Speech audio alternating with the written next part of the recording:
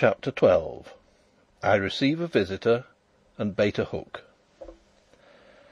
About 5 miles from Zenda, on the opposite side from that on which the castle is situated, there lies a large tract of wood. It's rising ground, and in the centre of the demesne, on the top of the hill, stands a fine modern chateau, the property of a distant kinsman of Fritz's, the Count Stanislas von Tarlenheim. Count Stanislas himself was a student and a recluse. He seldom visited the house, and had, on Fritz's request, very readily and courteously offered me its hospitality for myself and my party. This, then, was our destination, chosen ostensibly for the sake of the boar hunting, for the wood was carefully preserved, and boars, once common all over Ruritania, were still to be found there in considerable numbers. Really, because it brought us within striking distance of the Duke of Strelsau's more magnificent dwelling on the other side of the town. A large party of servants, with horses and luggage, started early in the morning. We followed at midday, travelling by train for 30 miles, and then mounting our horses to ride the remaining distance to the chateau. We were a gallant party. Besides Sapt and Fritz, I was accompanied by 10 gentlemen. Every one of them had been carefully chosen, and no less carefully sounded by my 2 friends, and all were devotedly attached to the person of the King. They were told a part of the truth. The attempt on my life in the summer house was revealed to them, as a spur to their loyalty and an incitement against Michael. They were also informed that a friend of the King's was suspected to be forcibly confined within the castle of Zenda. His rescue was one of the objects of the expedition, but, it was added, the King's main desire was to carry into effect certain steps against his treacherous brother, as to the precise nature of which they could not at present be further enlightened. Enough that the King commanded their services, and would rely on their devotion when occasion arose to call for it. Young, well-bred, brave, and loyal, they asked no more. They were ready to prove their dutiful obedience, and prayed for a fight as the best and most exhilarating mode of showing it. Thus the scene was shifted from Strelsau to the chateau of Tarlenheim and castle of Zenda, which frowned at us across the valley. I tried to shift my thoughts also, to forget my love, and to bend all my energies to the task before me. It was to get the King out of the castle alive. Force was useless. In some trick lay the chance, and I had already an inkling of what we must do. But I was terribly hampered by the publicity which attended my movements. Michael must know by now of my expedition, and I knew Michael too well to suppose that his eyes would be blinded by the feint of the boar hunt. He would understand very well what the real quarry was.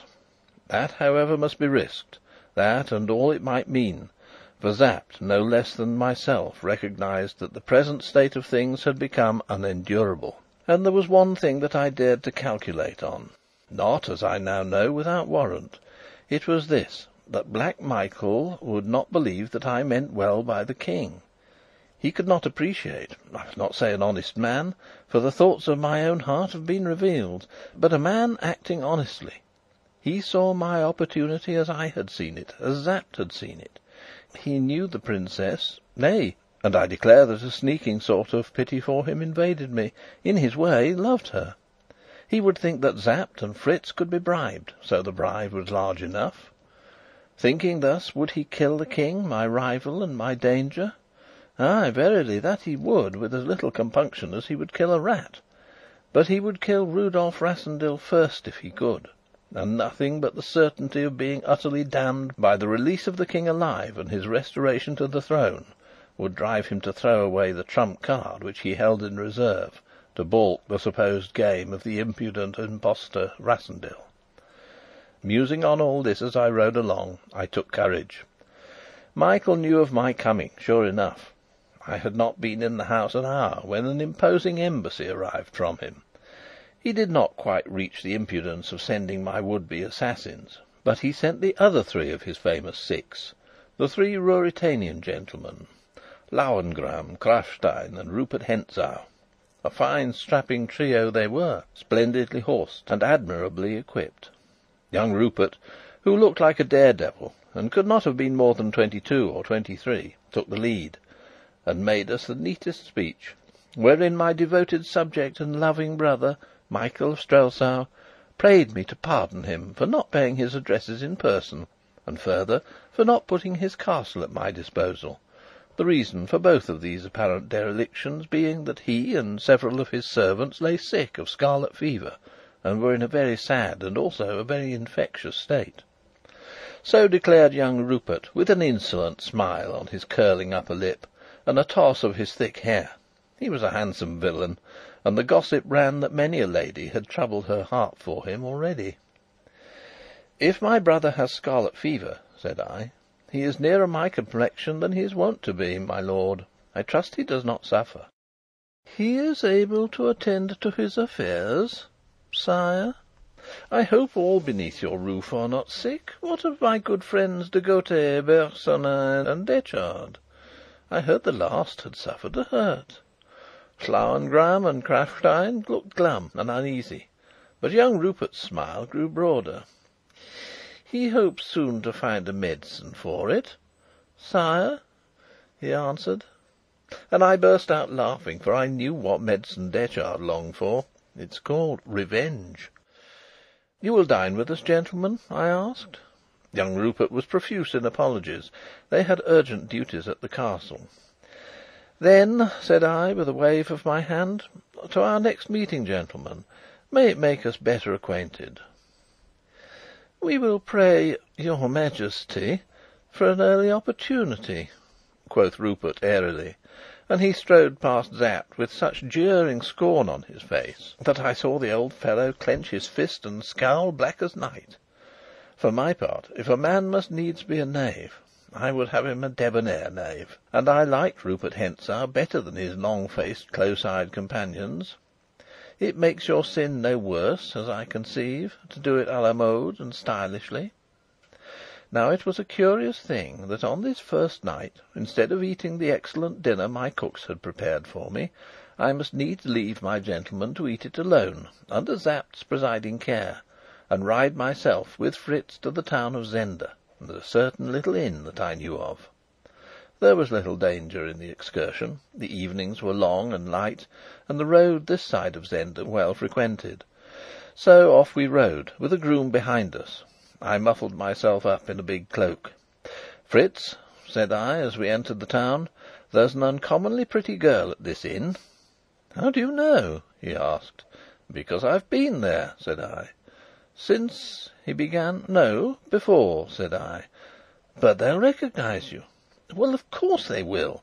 Now, don't argue, my good fellow, but listen to me. We are two gentlemen of the King's household, and one of us has toothache. The other will order a private room and a dinner, and further a bottle of the best wine for the sufferer. And if he be as clever a fellow as I take him for, the pretty girl, and no other, will wait on us." "What if she won't?" objected Fritz. "My dear Fritz," said I, "if she won't for you, she will for me." We were at the inn. Nothing of me but my eyes were visible as I walked in. The landlady received us. 2 minutes later, my little friend, ever, I fear me, on the look-out for such guests as might prove amusing, made her appearance. Dinner and the wine were ordered. I sat down in the private room. A minute later Fritz came in. "She's coming," he said. If she were not, I should have to doubt the Countess Helga's taste. She came in. I gave her time to set the wine down. I didn't want it dropped.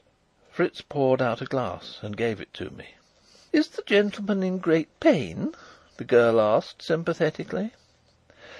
"The gentleman is no worse than when he saw you last," said I, throwing away my cloak. She started with a little shriek. Then she cried: "It was the King, then! I told mother so the moment I saw his picture. Oh, sir, forgive me!" "Faith, you gave me nothing that hurt much," said I. "But the things we said?" "I forgive them for the thing you did." "I must go and tell mother." "Stop!" said I, assuming a graver air. "We are not here for sport tonight. Go and bring dinner, and not a word of the King being here." She came back in a few minutes, looking grave, yet very curious. "Well, how is Johann?" I asked, beginning my dinner. "Oh, that fellow, sir. My Lord King, I mean." "Sir will do, please. How is he?" "We hardly see him now, sir." "And why not?" "I told him he came too often, sir," said she, tossing her head. "So he sulks and stays away?" "Yes, sir." "But you could bring him back," I suggested, with a smile. "Perhaps I could," said she. "I know your powers, you see," said I, and she blushed with pleasure. "It's not only that, sir, that keeps him away. He's very busy at the castle." "But there's no shooting on now?" "No, sir, but he's in charge of the house." "Johann turned housemaid?" The little girl was brimming over with gossip. "Well, there are no others," she said. There's not a woman there. Not as servant, I mean. They do say... But perhaps it's false, sir." "Let's have it for what it's worth," said I. "Indeed, I'm ashamed to tell you, sir." "Oh, see, I'm looking at the ceiling." "They do say there's a lady there, sir. But except for her, there's not a woman in the place, and Johann has to wait on the gentleman." "Poor Johann! He must be overworked. Yet I'm sure he could find half an hour to come and see you." "It would depend on the time, sir, perhaps." "Do you love him?" I asked. "Not I, sir." "And you wish to serve the King?" "Yes, sir." "Then tell him to meet you at the second milestone out of Zenda tomorrow evening at 10 o'clock. Say you'll be there, and we'll walk home with him." "Do you mean him harm, sir?" "Not if he will do as I bid him. But I think I've told you enough, my pretty maid. See that you do as I bid you. And mind, no one is to know that the King has been here." I spoke a little sternly, for there is seldom harm in infusing a little fear into a woman's liking for you, and I softened the effect by giving her a handsome present. Then we dined, and wrapping my cloak about my face, with Fritz leading the way, we went downstairs to our horses again. It was but 8:30, and hardly yet dark. The streets were full for such a quiet little place, and I could see that gossip was all agog. With the King on one side and the Duke on the other, Zenda felt itself the centre of all Ruritania. We jogged gently through the town, but set our horses to a sharper pace when we reached the open country. "You want to catch this fellow, Johann?" asked Fritz. "Ay, and I fancy I've baited the hook right. Our little Delilah will bring our Samson. It's not enough, Fritz, to have no women in a house, though brother Michael showed some wisdom there. If you want safety, you must have none within 50 miles. None nearer than Strelsau, for instance," said poor Fritz with a lovelorn sigh. We reached the avenue of the chateau, and were soon at the house. As the hoofs of our horses sounded on the gravel, Zap rushed out to meet us. "Thank God you're safe!" he cried. "Have you seen anything of them?" "Of whom?" I asked, dismounting. He drew us aside, that the grooms might not hear. "Lad," he said to me, "you must not ride about here unless with half a dozen of us. You know among our men a tall young fellow, Bernstein by name?" I knew him. He was a fine strapping young man, almost of my height and of light complexion. "He lies in his room upstairs, with a bullet through his arm." "The deuce he does!" "After dinner he strolled out alone, and went a mile or so into the wood, and as he walked, he thought he saw 3 men among the trees, and one levelled a gun at him. He had no weapon, and he started at a run back towards the house. But one of them fired, and he was hit, and had much ado to reach here before he fainted. By good luck they feared to pursue him nearer the house."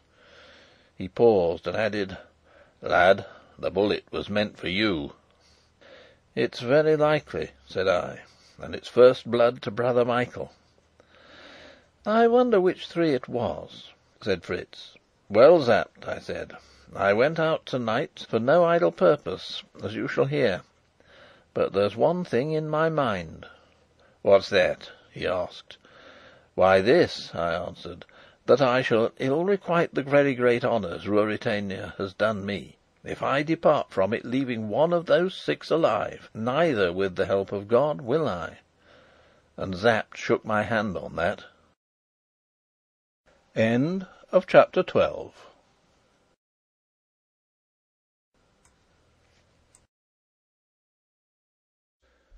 Chapter 13. An improvement on Jacob's ladder. In the morning of the day after that on which I swore my oath against the Six, I gave certain orders, and then rested in greater contentment than I had known for some time. I was at work, and work, though it cannot cure love, is yet a narcotic to it. So that Sapt, who grew feverish, marvelled to see me sprawling in an armchair in the sunshine, listening to one of my friends who sang me amorous songs in a mellow voice, and induced in me a pleasing melancholy. Thus was I engaged when young Rupert Hentzau, who feared neither man nor devil, and rode through the demesne, where every tree might hide a marksman for all he knew, as though it had been the park at Strelsau, cantered up to where I lay, bowing with burlesque deference, and craving private speech with me in order to deliver a message from the Duke of Strelsau. I made all withdraw, and then he said, seating himself by me: "The King is in love, it seems." "Not with life, my lord," said I, smiling. "It is well," he rejoined. "Come, we are alone, Rassendyll." I rose to a sitting posture. "What's the matter?" he asked. "I was about to call one of my gentlemen to bring you your horse, my lord. If you do not know how to address the King, my brother must find another messenger." "Why keep up the farce?" he asked, negligently dusting his boot with his glove. "Because it is not finished yet. And meanwhile I'll choose my own name." "Oh, so be it. Yet I spoke in love for you, for indeed you're a man after my own heart." "Saving my poor honesty," said I, "maybe I am. But that I keep faith with men and honour with women, maybe I am, my lord." He darted a glance at me, a glance of anger. "Is your mother dead?" said I. "Ay, she's dead." "She may thank God," said I, and I heard him curse me softly. "Well, what's the message?" I continued. I had touched him on the raw, for all the world knew he had broken his mother's heart and flaunted his mistresses in her house, and his airy manner was gone for the moment. "The Duke offers you more than I would," he growled. "A halter for you, sire, was my suggestion. But he offers you safe conduct across the frontier, and 1,000,000 crowns." "I prefer your offer, my lord, if I am bound to one." "You refuse?" "Of course." "I told Michael you would." And the villain, his temper restored, gave me the sunniest of smiles. "The fact is, between ourselves," he continued, "Michael doesn't understand a gentleman." I began to laugh. "And you?" I asked. "I do," he said. "Well, well, the halter be it." "I'm sorry you won't live to see it," I observed. "Has His Majesty done me the honour to fasten a particular quarrel on me?" "I would you were a few years older, though." "Oh, God gives years, but the devil gives increase," laughed he.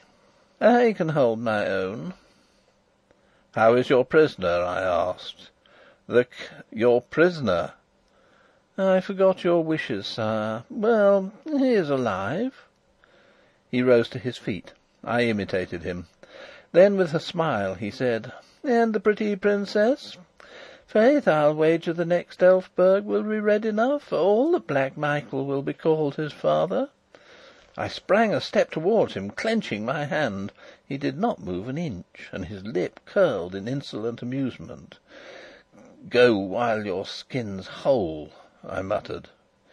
He had repaid me with interest my hit about his mother. Then came the most audacious thing I have known in my life. My friends were some 30 yards away.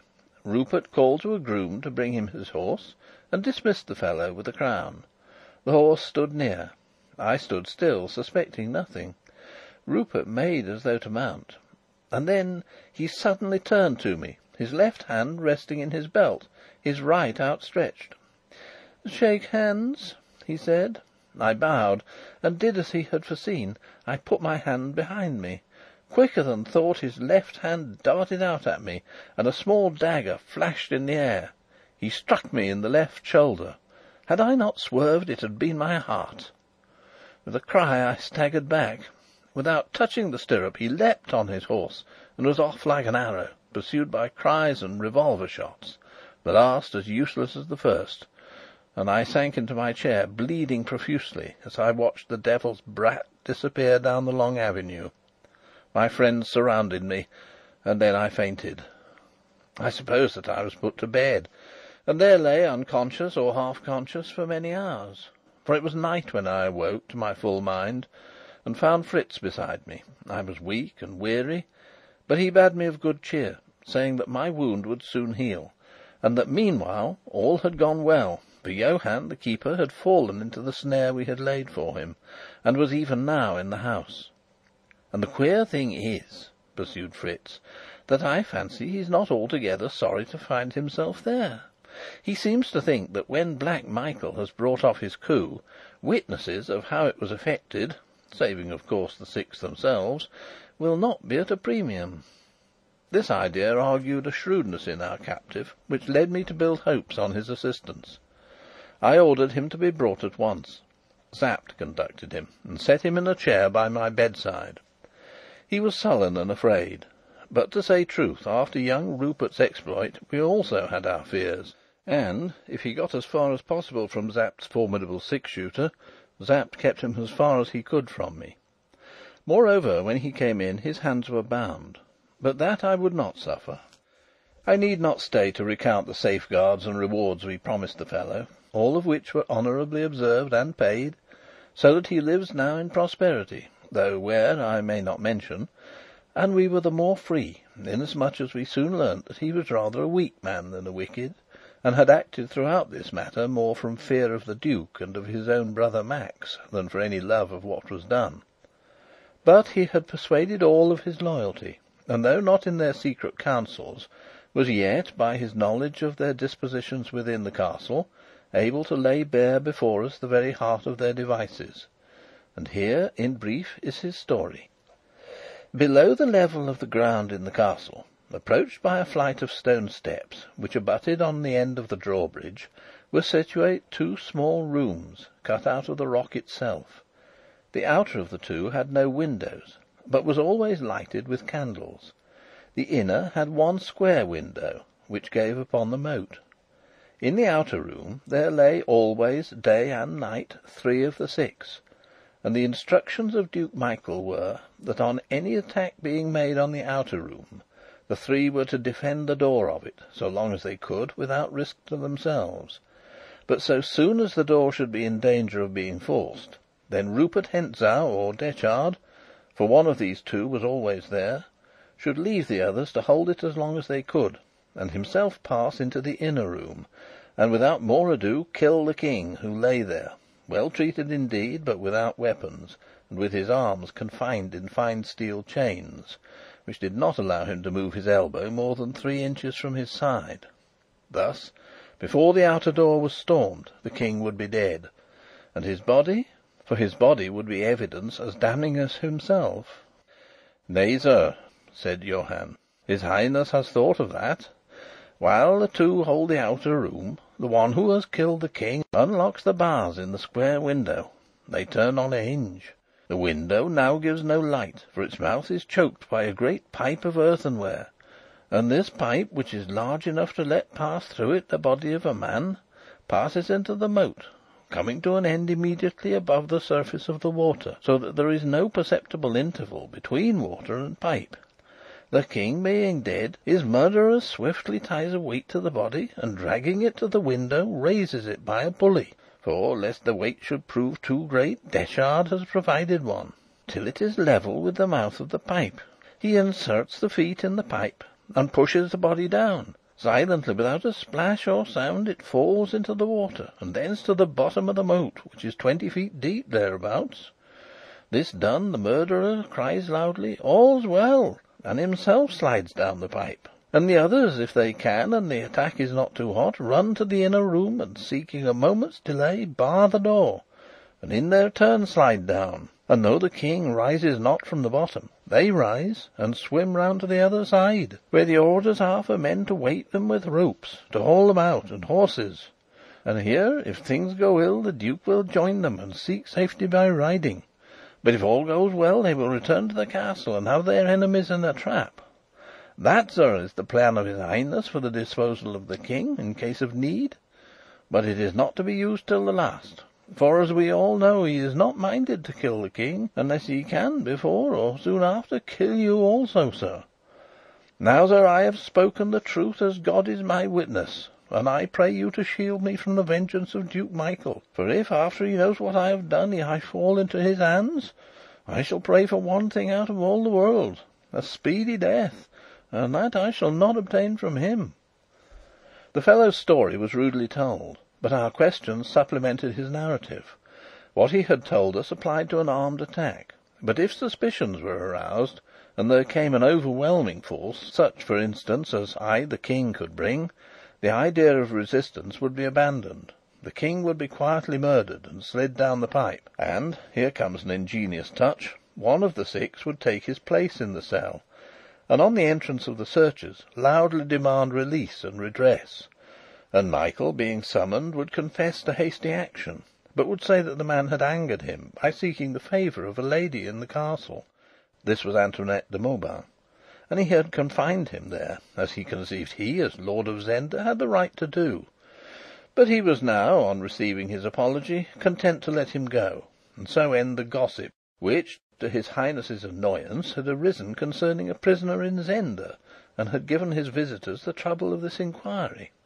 The visitors, baffled, would retire, and Michael could, at his leisure, dispose of the body of the King. Sapt, Fritz, and I in my bed looked round on one another in horror and bewilderment at the cruelty and cunning of the plan. Whether I went in peace or in war, openly at the head of a corps, or secretly by a stealthy assault, the King would be dead before I could come near him.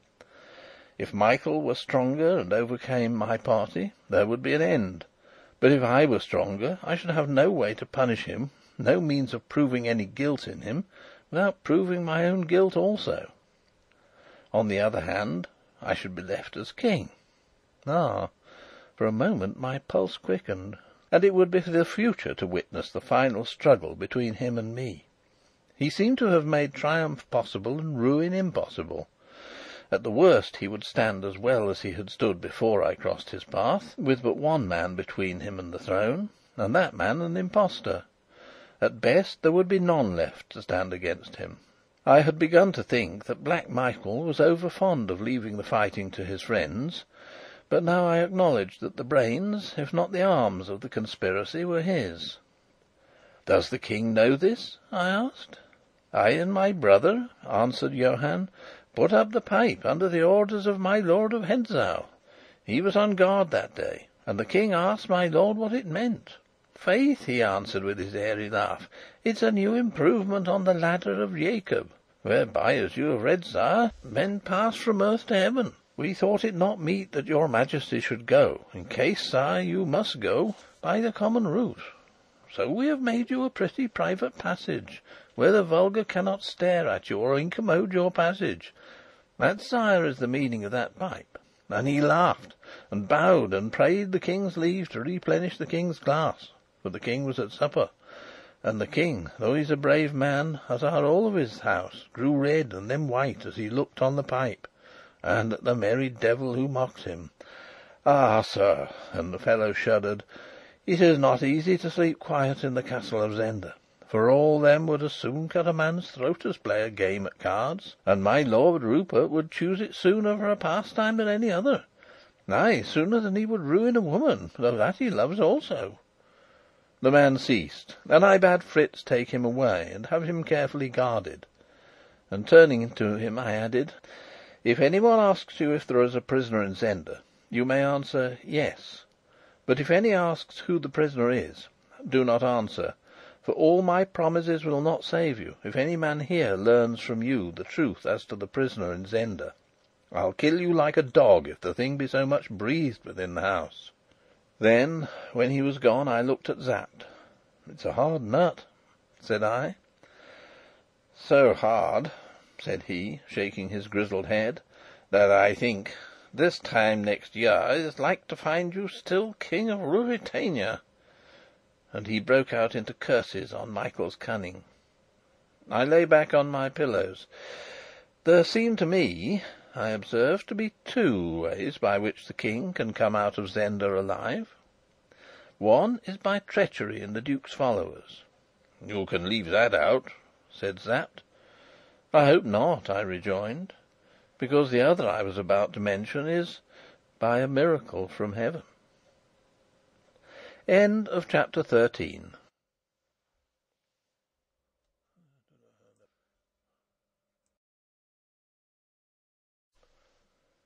Chapter 14. A Night Outside the Castle. It would have surprised the good people of Ruritania to know of the foregoing talk, for according to the official reports I had suffered a grievous and dangerous hurt from an accidental spear thrust received in the course of my sport. I caused the bulletins to be of a very serious character, and created great public excitement, whereby three things occurred. Firstly, I gravely offended the medical faculty of Strelsau by refusing to summon to my bedside any of them save a young man, a friend of Fritz's, whom we could trust. Secondly, I received word from Marshal Strakencz that my orders seemed to have no more weight than his, and that the Princess Flavia was leaving for Tarlenheim under his unwilling escort, news whereof I strove not to be glad and proud. And thirdly, my brother, the Duke of Strelsau, although too well informed to believe the accounts of the origin of my sickness, was yet persuaded by the reports and by my seeming inactivity that I was in truth incapable of action, and that my life was in some danger. This I learnt from the man Johann, whom I was compelled to trust and send back to Zenda, where, by the way, Rupert Hentzau had him soundly flogged for daring to smirch the morals of Zenda by staying out all night in the pursuits of love.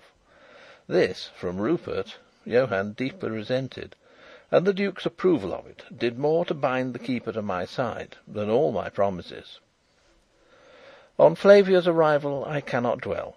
Her joy at finding me up and well, instead of on my back and fighting with death, makes a picture that even now dances before my eyes till they grow too dim to see it, and her reproaches that I had not trusted even her must excuse the means I took to quiet them. In truth, to have her with me once more was like a taste of heaven to a damned soul, the sweeter for the inevitable doom that was to follow. And I rejoiced in being able to waste 2 whole days with her. And when I had wasted 2 days, the Duke of Strelsau arranged a hunting party. The stroke was near now, for Sapt and I, after anxious consultations, had resolved that we must risk a blow, our resolution being clinched by Johann's news that the King grew peaked, pale, and ill, and that his health was breaking down under his rigorous confinement. Now a man, be he king or no king, may as well die swiftly and as becomes a gentleman from bullet or thrust as rot his life out in a cellar. That thought made prompt action advisable in the interests of the King. From my own point of view it grew more and more necessary, for Strakencz urged on me the need of a speedy marriage, and my own inclinations seconded him with such terrible insistence that I feared for my resolution. I do not believe that I should have done the deed I dreamt of, but I might have come to flight, and my flight would have ruined the cause. And, yes, I am no saint, ask my little sister-in-law, and worse still might have happened. It is perhaps a stranger thing as has ever been in the history of a country, that the King's brother and the King's personator, in a time of profound outward peace, near a placid, undisturbed country town, under semblance of amity, should wage a desperate war for the person and life of the King. Yet such was the struggle that began now between Zenda and Tarlenheim. When I look back on the time, I seem to myself to have been half mad. Sapt has told me that I suffered no interference and listened to no remonstrances, and if ever a King of Ruritania ruled like a despot, I was, in those days, the man. Look where I would, I saw nothing that made life sweet to me, and I took my life in my hand and carried it carelessly as a man dangles an old glove. At first they strove to guard me, to keep me safe, to persuade me not to expose myself. But when they saw how I was set, there grew up among them Whether they knew the truth or not, a feeling that fate ruled the issue, and that I must be left to play my game with Michael my own way. Late next night I rose from the table, where Flavia had sat by me, and conducted her to the door of her apartments. There I kissed her hand, and bade her sleep sound and wake to happy days. Then I changed my clothes and went out. Sapt and Fritz were waiting for me with 6 men and the horses. Over his saddle Sapt carried a long coil of rope, and both were heavily armed. I had with me a short, stout cudgel and a long knife. Making a circuit, we avoided the town, and in an hour found ourselves slowly mounting the hill that led to the castle of Zenda. The night was dark and very stormy. Gusts of wind and spits of rain caught us as we breasted the incline, and the great trees moaned and sighed. When we came to a thick clump, about 1/4 of a mile from the castle, we bade our 6 friends hide there with the horses. Sapt had a whistle, and they could rejoin us in a few moments if danger came. But up to now we had met no one. I hoped that Michael was still off his guard, believing me to be safe in bed. However that might be, we gained the top of the hill without accident, and found ourselves on the edge of the moat, where it sweeps under the road separating the old castle from it. A tree stood on the edge of the bank, and Sapt silently and diligently set to make fast the rope. I stripped off my boots, took a pull at a flask of brandy, loosened the knife in its sheath, and took the cudgel between my teeth. Then I shook hands with my friends, not heeding a last look of entreaty from Fritz, and laid hold of the rope. I was going to have a look at Jacob's ladder. Gently I lowered myself into the water. Though the night was wild, the day had been warm and bright, and the water was not cold. I struck out and began to swim round the great walls which frowned above me. I could see only 3 yards ahead.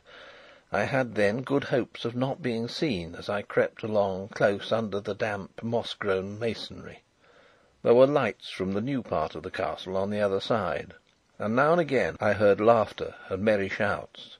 I fancied I recognized young Rupert of Hentzau's ringing tones, and pictured him flushed with wine.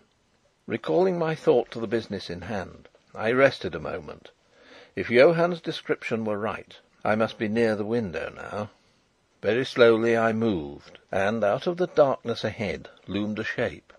It was the pipe, curving from the window to the water. About 4 feet of its surface were displayed. It was as big round as 2 men. I was about to approach it when I saw something else, and my heart stood still. The nose of a boat protruded beyond the pipe on the other side, and listening intently, I heard a slight shuffle, as of a man shifting his position. Who was the man who guarded Michael's invention? Was he awake or was he asleep? I felt if my knife were ready, and trod water. As I did so, I found bottom under my feet. The foundations of the castle extended some 15 inches, making a ledge, and I stood on it, out of the water from my armpits upward. Then I crouched and peered through the darkness under the pipe, where, curving, it left a space. There was a man in the boat. A rifle lay by him. I saw the gleam of the barrel. Here was the sentinel. He sat very still. I listened. He breathed heavily, regularly, monotonously. By heaven, he slept! Kneeling on the shelf, I drew forward under the pipe till my face was within 2 feet of his. He was a big man, I saw. It was Max Holf, the brother of Johann. My hand stole to my belt, and I drew out my knife. Of all the deeds of my life, I love the least to think of this, and whether it were the act of a man or a traitor I will not ask. I said to myself, "It is war, and the King's life is the stake." And I raised myself from beneath the pipe, and stood up by the boat, which lay moored by the ledge. Holding my breath, I marked the spot and raised my arm. The great fellow stirred. He opened his eyes wider. He gasped in terror at my face, and clutched at his rifle. I struck home, and I heard the chorus of a love song from the opposite bank. Leaving him where he lay, a huddled mass, I turned to Jacob's ladder. My time was short. This fellow's turn of watching might be over directly, and relief would come. Leaning over the pipe, I examined it, from the end near the water to the topmost extremity, where it passed, or seemed to pass, through the masonry of the wall. There was no break in it, no chink. Dropping on my knees, I tested the underside, and my breath went quick and fast, for on this lower side, where the pipe should have clung close to the masonry, there was a gleam of light. That light must come from the cell of the King. I set my shoulder against the pipe and exerted my strength. The chink widened a very, very little, and hastily I desisted. I had done enough to show that the pipe was not fixed in the masonry at the lower side. Then I heard a voice, a harsh, grating voice. "Well, sire, if you have had enough of my society, I will leave you to repose. But I must fasten the little ornaments first." It was Detchard. I caught the English accent in a moment. "Have you anything to ask, sire, before we part?" The King's voice followed. It was his, though it was faint and hollow, different from the merry tones I had heard in the glades of the forest. "Pray to my brother," said the King, "to kill me. I am dying by inches here." "The Duke does not desire your death, sire." "Yet," sneered Detchard, "when he does, behold, your path to heaven." The King answered, "So be it. And now, if your orders allow it, pray leave me." "May you dream of paradise," said the ruffian. The light disappeared. I heard the bolts of the door run home, and then I heard the sobs of the King. He was alone, as he thought. Who dares mock at him? I did not venture to speak to him. The risk of some exclamation escaping him in surprise was too great. I dared do nothing that night, and my task now was to get myself away in safety, and to carry off the carcass of the dead man. To leave him there would tell too much. Casting loose the boat, I got in. The wind was blowing a gale now, and there was little danger of oars being heard. I rowed swiftly round to where my friends waited. I had just reached the spot when a loud whistle sounded over the moat behind me. "Hullo, Max!" I heard shouted. I hailed Sapt in a low tone. The rope came down.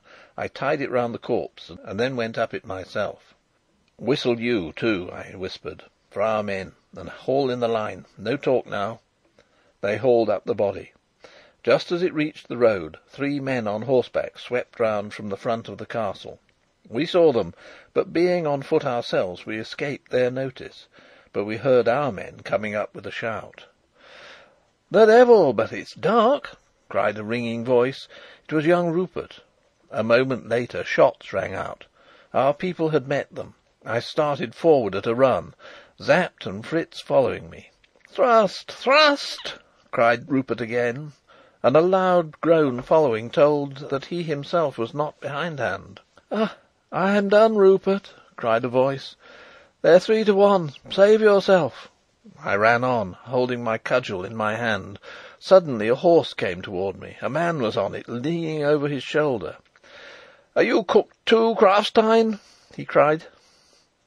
There was no answer. I sprang to the horse's head. It was Rupert Hentzau. "At last!" I cried, for we seemed to have him. He had only his sword in his hand. My men were hot upon him. Sapt and Fritz were running up. I had outstripped them, but if they got close enough to fire, he must die or surrender. "At last!" I cried.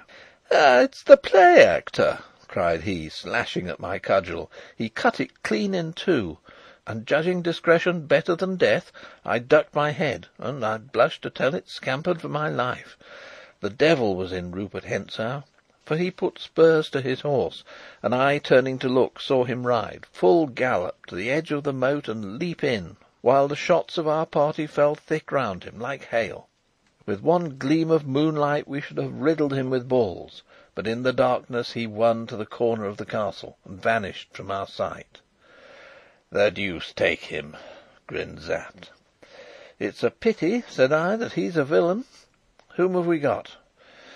We had Lauengram and Krafstein. They lay dead, and concealment being no longer possible, we flung them, with Max, into the moat, and, drawing together in a compact body, rode off and down the hill, and in our midst went the bodies of 3 gallant gentlemen. Then we travelled home, heavy at heart for the death of our friends, sore uneasy concerning the King, and cut to the quick that young Rupert had played yet another winning hand with us. For my own part, I was vexed and angry that I had killed no man in open fight, but only stabbed a knave in his sleep, and I did not love to hear Rupert call me a play actor. End of chapter 14.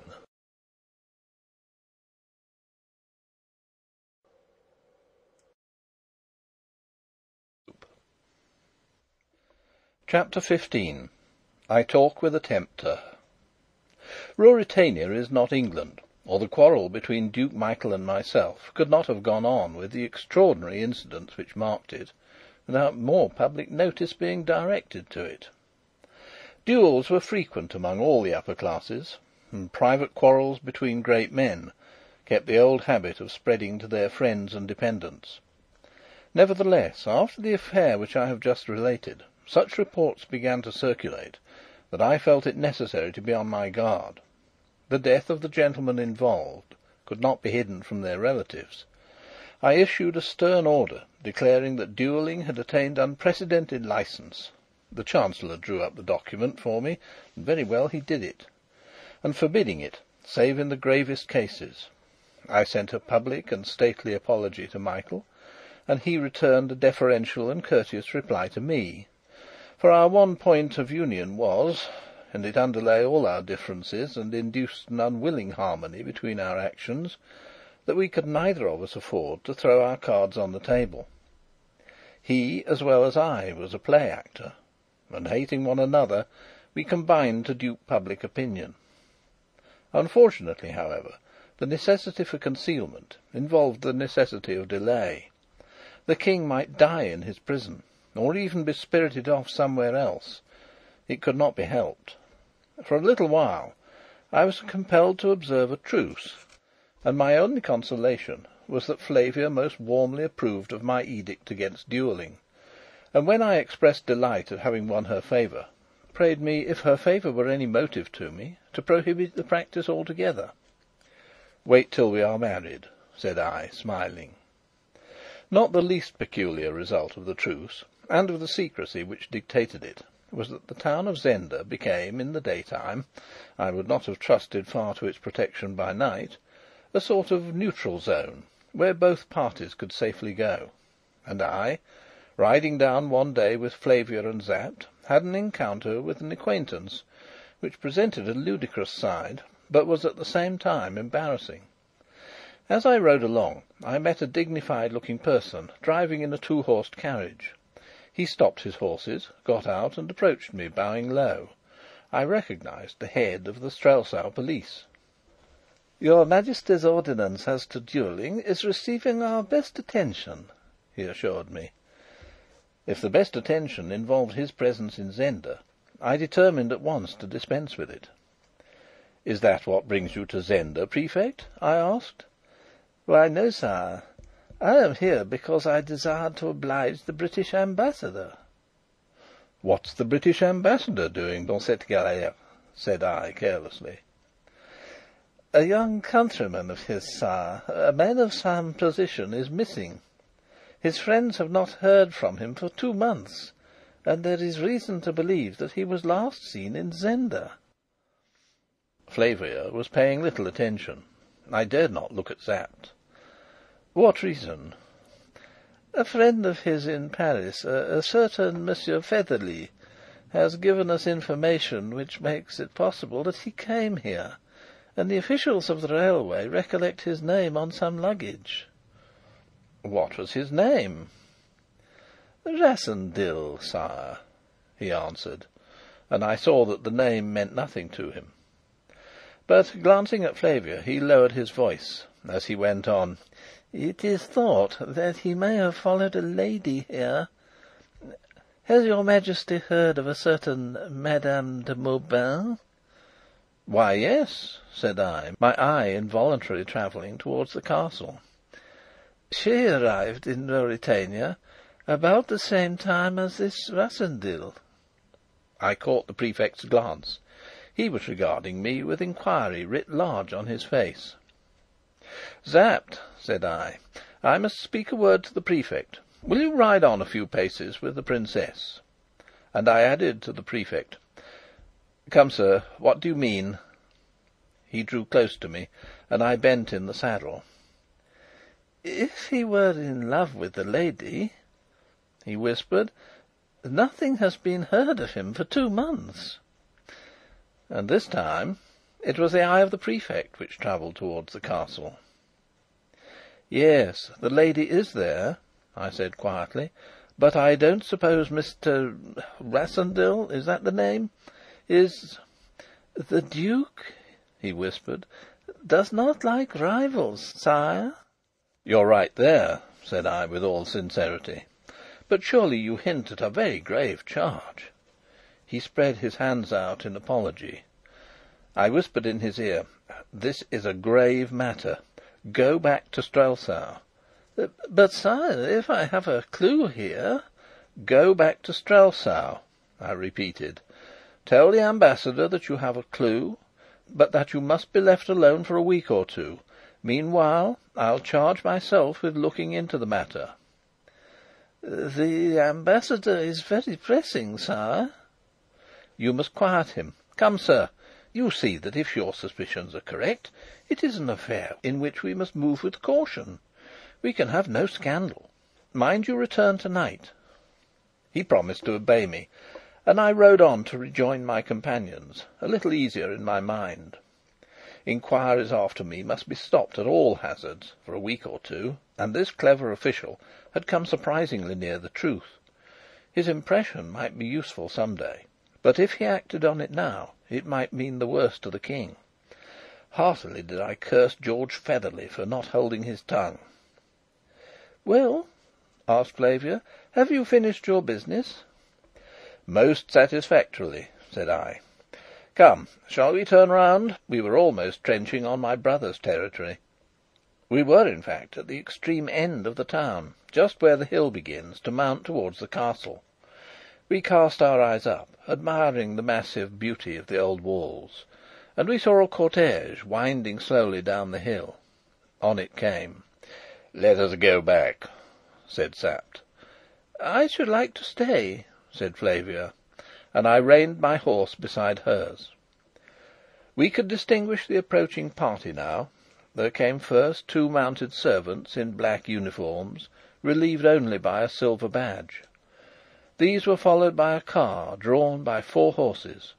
On it, under a heavy pall, lay a coffin. Behind it rode a man in plain black clothes, carrying his hat in his hand. Sapt uncovered, and we stood waiting, Flavia keeping by me and laying her hand on my arm. "It is one of the gentlemen killed in the quarrel, I expect," she said. I beckoned to a groom. "Ride and ask who they escort," I ordered. He rode up to the servants, and I saw him pass on to the gentleman who rode behind. "It's Rupert of Hentzau," whispered Sapt. Rupert it was, and directly afterward, waving to the procession to stand still, Rupert trotted up to me. He was in a frock coat, tightly buttoned, and trousers. He wore an aspect of sadness, and he bowed with profound respect. Yet suddenly he smiled, and I smiled too, for old Sapt's hand lay in his left breast pocket, and Rupert and I both guessed what lay in the hand inside the pocket. "Your Majesty asks whom we escort," said Rupert. "It is my dear friend Albert of Lauengram." "Sir," said I, "no one regrets the unfortunate affair more than I. My ordinance, which I mean to have obeyed, is witness to it." "Poor fellow!" said Flavia softly, and I saw Rupert's eyes flash at her, whereat I grew red, for if I had my way, Rupert Hentzau should not have defiled her by so much as a glance. Yet he did it, and dared to let admiration be seen in his look. "Your Majesty's words are gracious," he said. "I grieve for my friend. Yet, sire, others must soon lie as he lies now." "It is a thing we all do well to remember, my lord," I rejoined. "Even kings, sire," said Rupert in a moralizing tone, and old Sapt swore softly by my side. "It is true," said I. "How fares my brother, my lord?" "He is better, sire." "I am rejoiced." "He hopes soon to leave for Strelsau, when his health is secured." "He is only convalescent, then?" "There remain one or two small troubles," answered the insolent fellow, in the mildest tone in the world. "Express my earnest hope," said Flavia, "that they may soon cease to trouble him." "Your Royal Highness's wish is humbly my own," said Rupert, with a bold glance that brought a blush to Flavia's cheek. I bowed, and Rupert, bowing lower, backed his horse and signed to his party to proceed. With a sudden impulse, I rode after him. He turned swiftly, fearing that even in the presence of the dead and before a lady's eyes I meant him mischief. "You fought as a brave man the other night," I said. "Come, you are young, sir. If you will deliver your prisoner alive to me, you shall come to no hurt." He looked at me with a mocking smile. But suddenly he rode nearer to me. "I'm unarmed," he said, "and our old Sapt there could pick me off in a minute."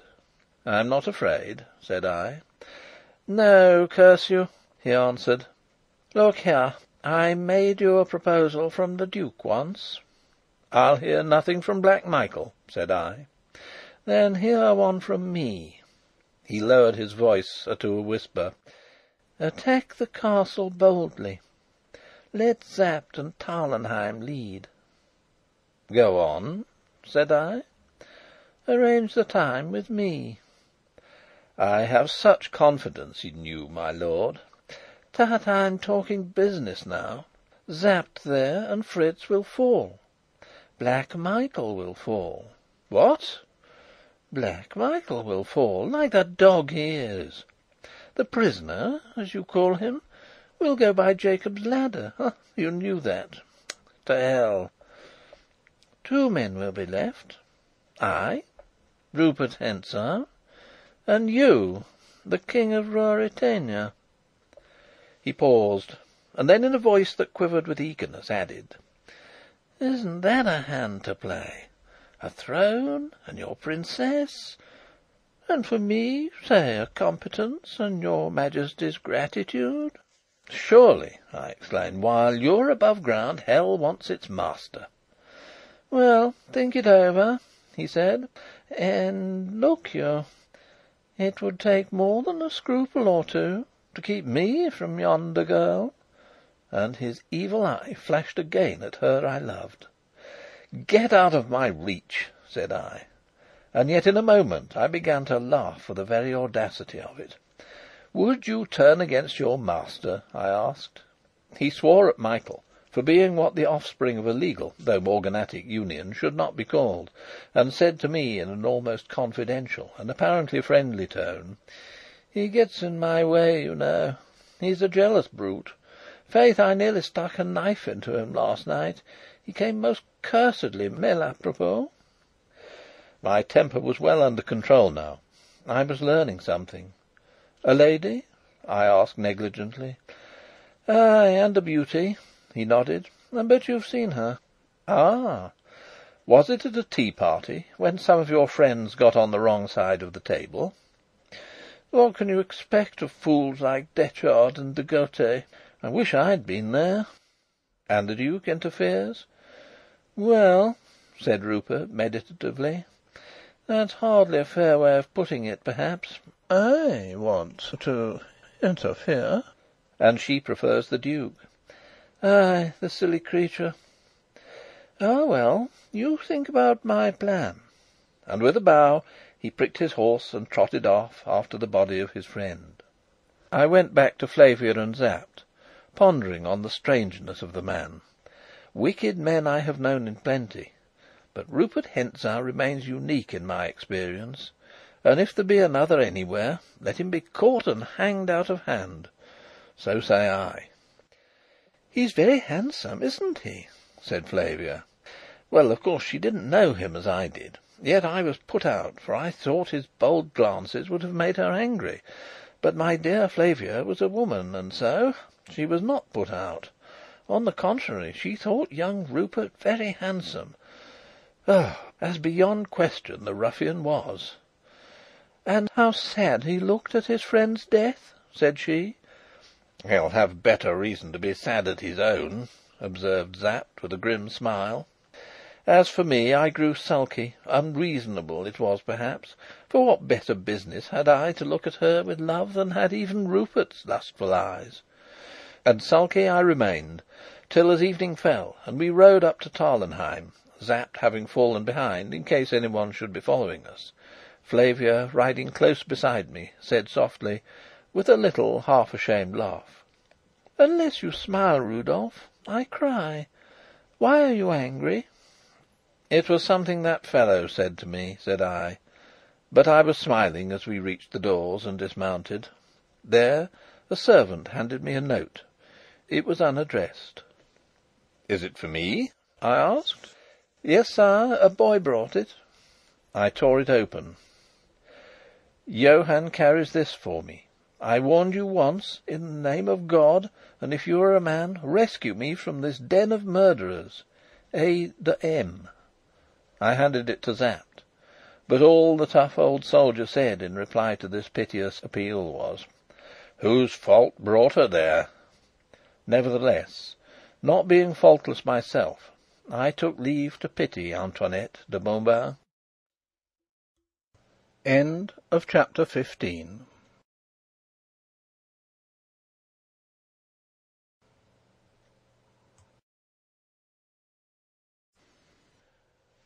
Chapter 16.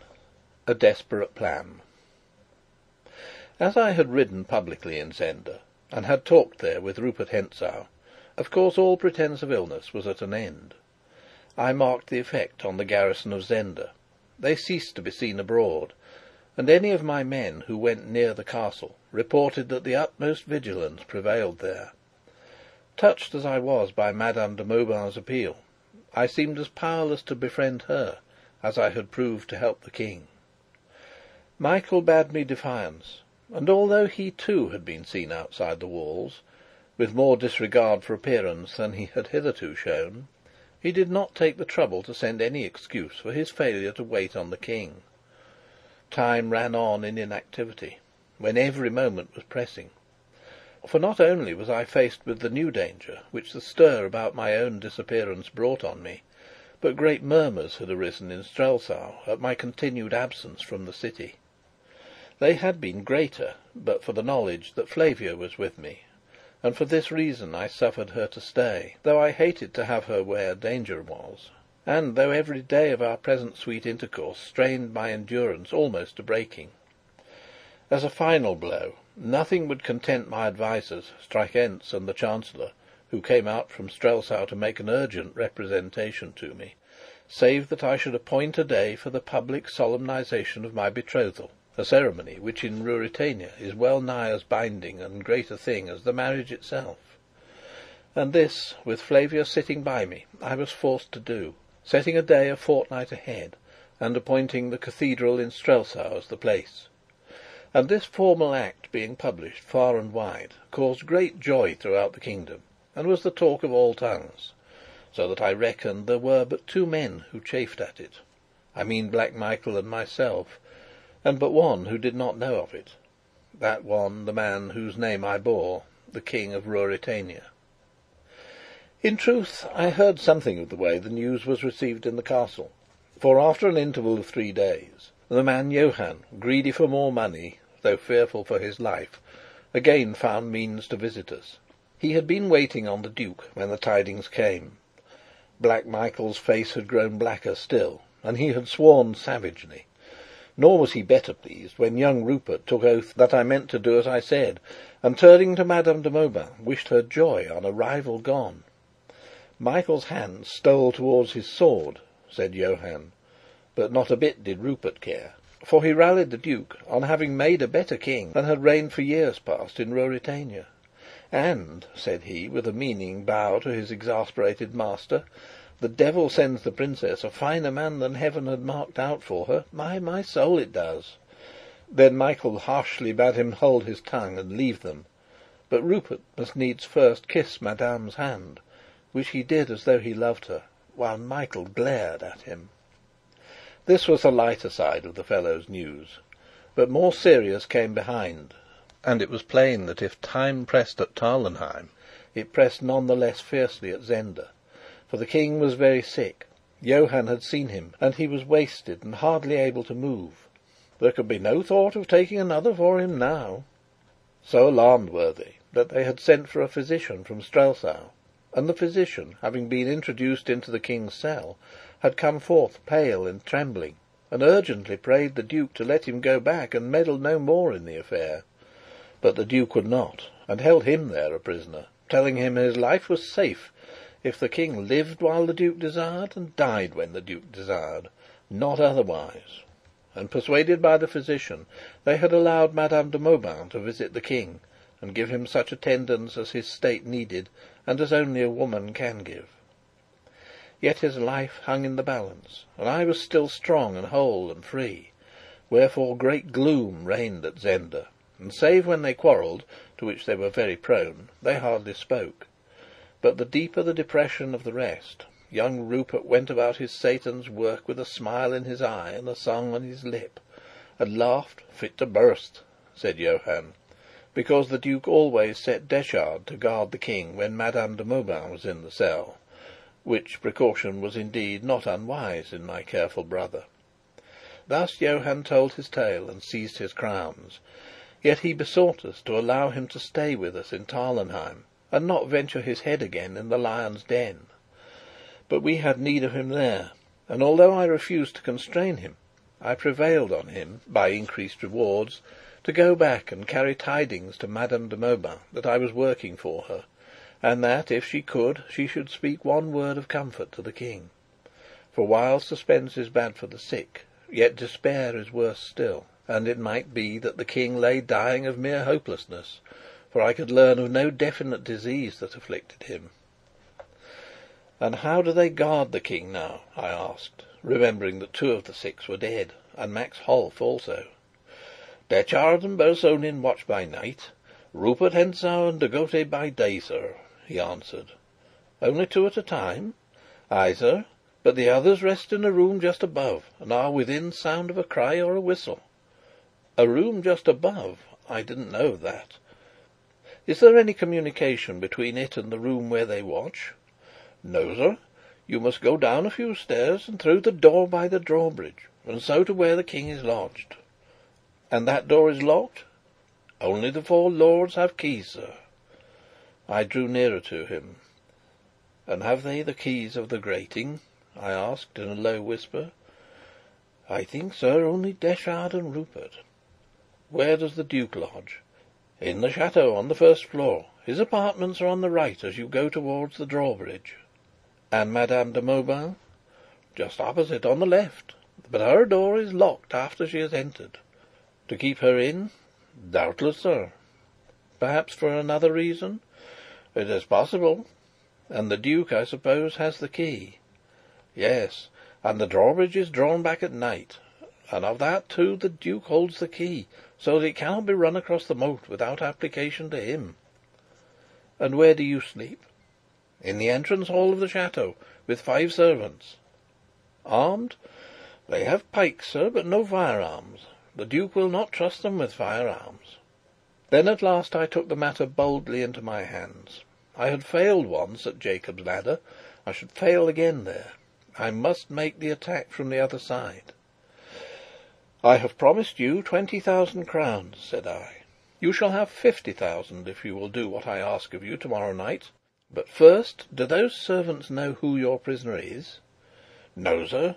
They believe him to be some private enemy of the Duke's." "And they would not doubt that I am the King?" "How should they?" he asked.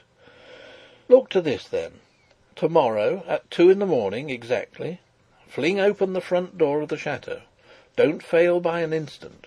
Shall you be there, sir? Ask no questions. Do what I tell you. Say the hall is close, or what you will. That's all I ask of you."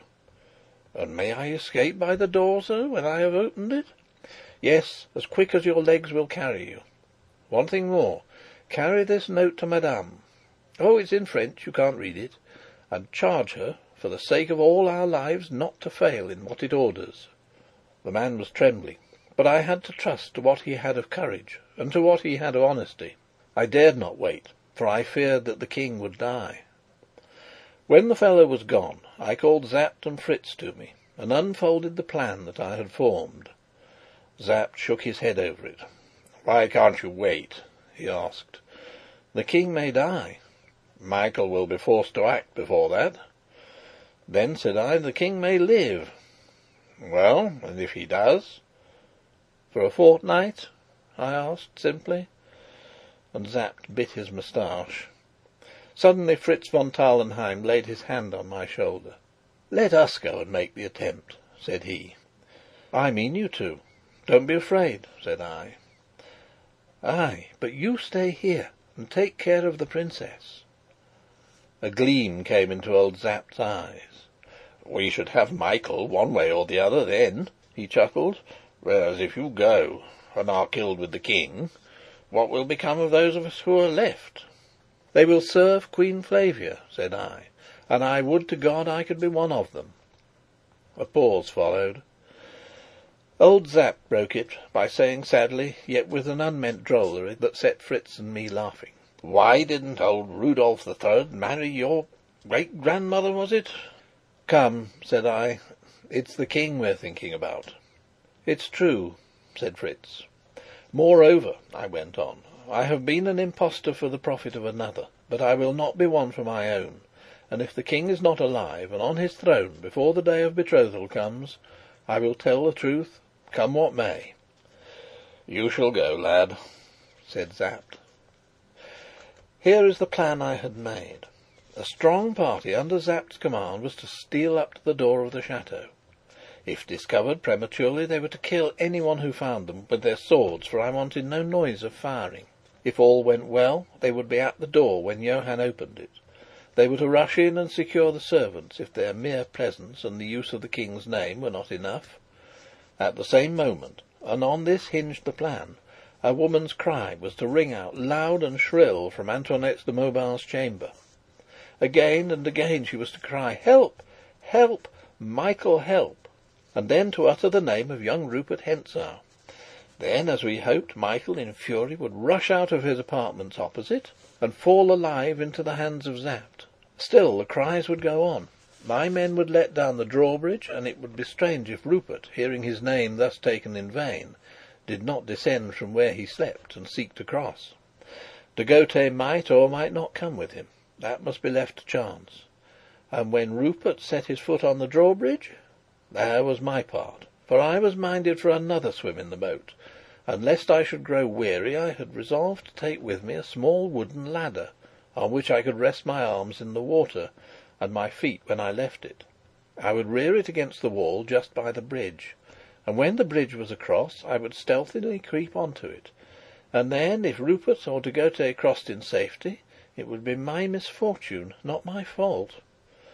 They dead, 2 men only would remain, and for them we must trust to the confusion we had created, and to a sudden rush. We should have the keys of the door that led to the all-important rooms. Perhaps they would rush out. If they stood by their orders, then the King's life hung on the swiftness with which we could force the outer door. And I thanked God that not Rupert Hentzau watched, but Detchard. For though Detchard was a cool man, relentless and no coward, he had neither the dash nor the recklessness of Rupert. Moreover, he, if any one of them, really loved Black Michael, and it might be that he would leave Bersonin to guard the King, and rush across the bridge to take part in the affray on the other side. So I planned, desperately, and that our enemy might be the better lulled to security, I gave orders that our residence should be brightly lighted from top to bottom, as though we were engaged in revelry, and so should be kept all night, with music playing and people moving to and fro. Strakenz would be there, and he was to conceal our departure, if he could, from Flavia. And if we came not again by morning, he was to march openly and in force to the castle, and demand the person of the King. If Black Michael were not there, as I did not think he would be, the Marshal should take Flavia with him as swiftly as he could to Strelsau, and there proclaim Black Michael's treachery and the probable death of the King, and rally all that there was honest and true round the banner of the Princess. And to say truth, this was what I thought most likely to happen, for I had grave doubts whether either the King or Black Michael or I had more than a day to live. Well, if Black Michael died, and if I, the play actor, slew Rupert Hentzau with my own hand and then died myself, it might be that fate would deal as lightly with Ruritania as could be hoped, notwithstanding that she demanded the life of the King. And to her dealing thus with me, I was in no temper to make objection. It was late when we rose from conference, and I betook me to the Princess's apartments.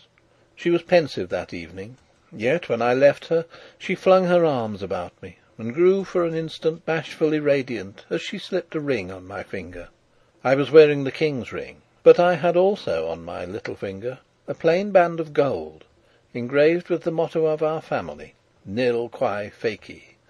This I took off and put on her, and signed to her to let me go. And she, understanding, stood away, and watched me with dimmed eyes. "Wear that ring, even though you wear another when you are Queen," I said.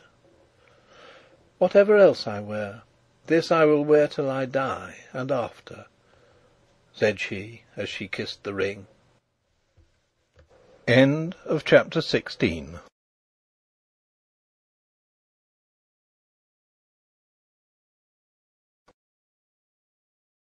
Hope. Chapter 17. Young Rupert's Midnight Diversions. The night came fine and clear. I had prayed for dirty weather, such as had favoured my previous voyage in the moat, but fortune was this time against me. Still, I reckoned that by keeping close under the wall and in the shadow, I could escape detection from the windows of the chateau that looked out over the scene of my efforts. If they searched the moat, indeed, my scheme must fail, but I did not think they would. They had made Jacob's ladder secure against attack.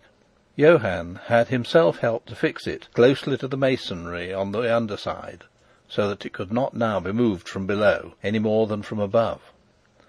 An assault with explosives or a long battering with picks alone could displace it, and the noise involved in either of those operations put them out of the question. What harm, then, could a man do in the moat? I trusted that Black Michael, putting this query to himself, would answer confidently, "None," while even if Johann meant treachery, he did not know my scheme, and would doubtless expect to see me at the head of my friends before the front entrance to the chateau. There, I said to Sapt, was the real danger.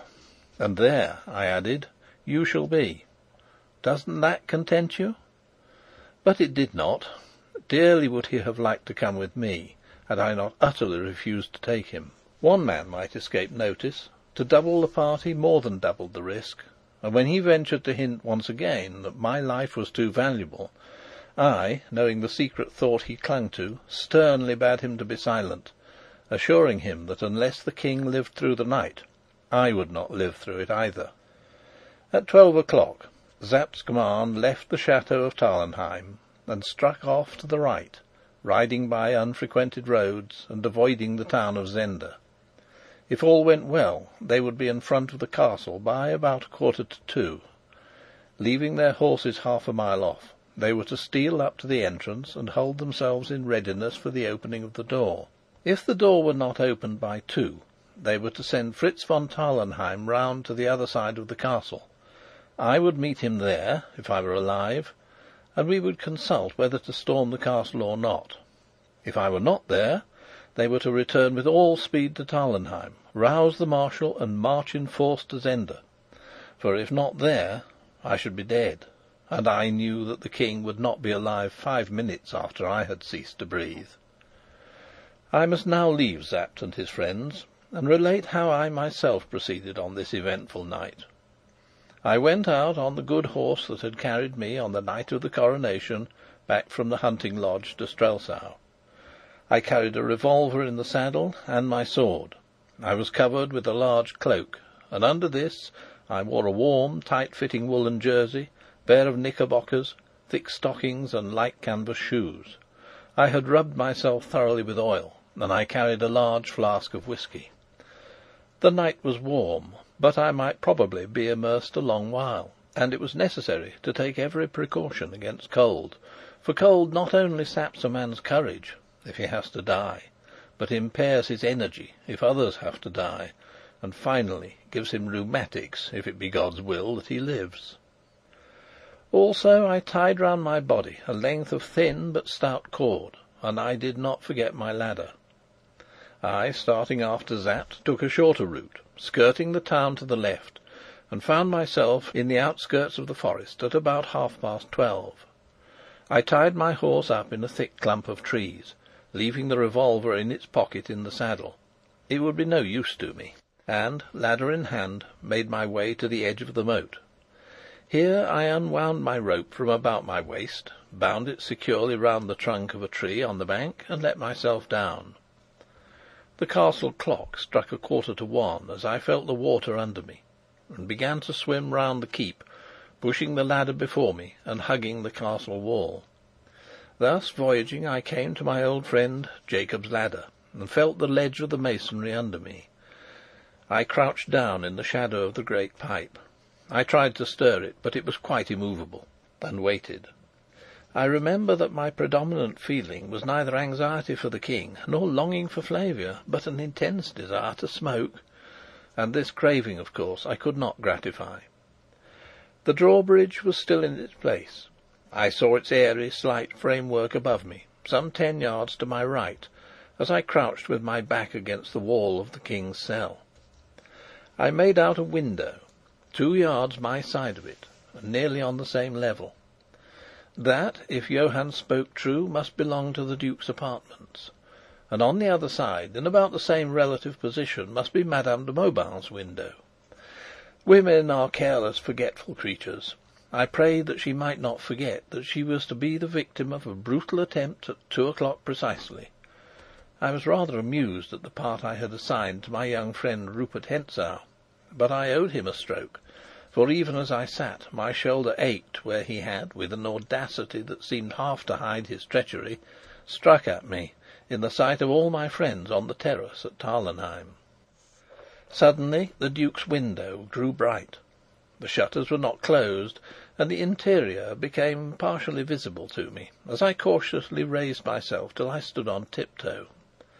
Thus placed, my range of sight embraced a yard or more inside the window, while the radius of light did not reach me. The window was flung open, and someone looked out. I marked Antoinette de Mauban's graceful figure, and though her face was in shadow, the fine outline of her head was revealed against the light behind. I longed to cry softly, "Remember!" but I dared not, and happily, for a moment later, a man came up and stood by her.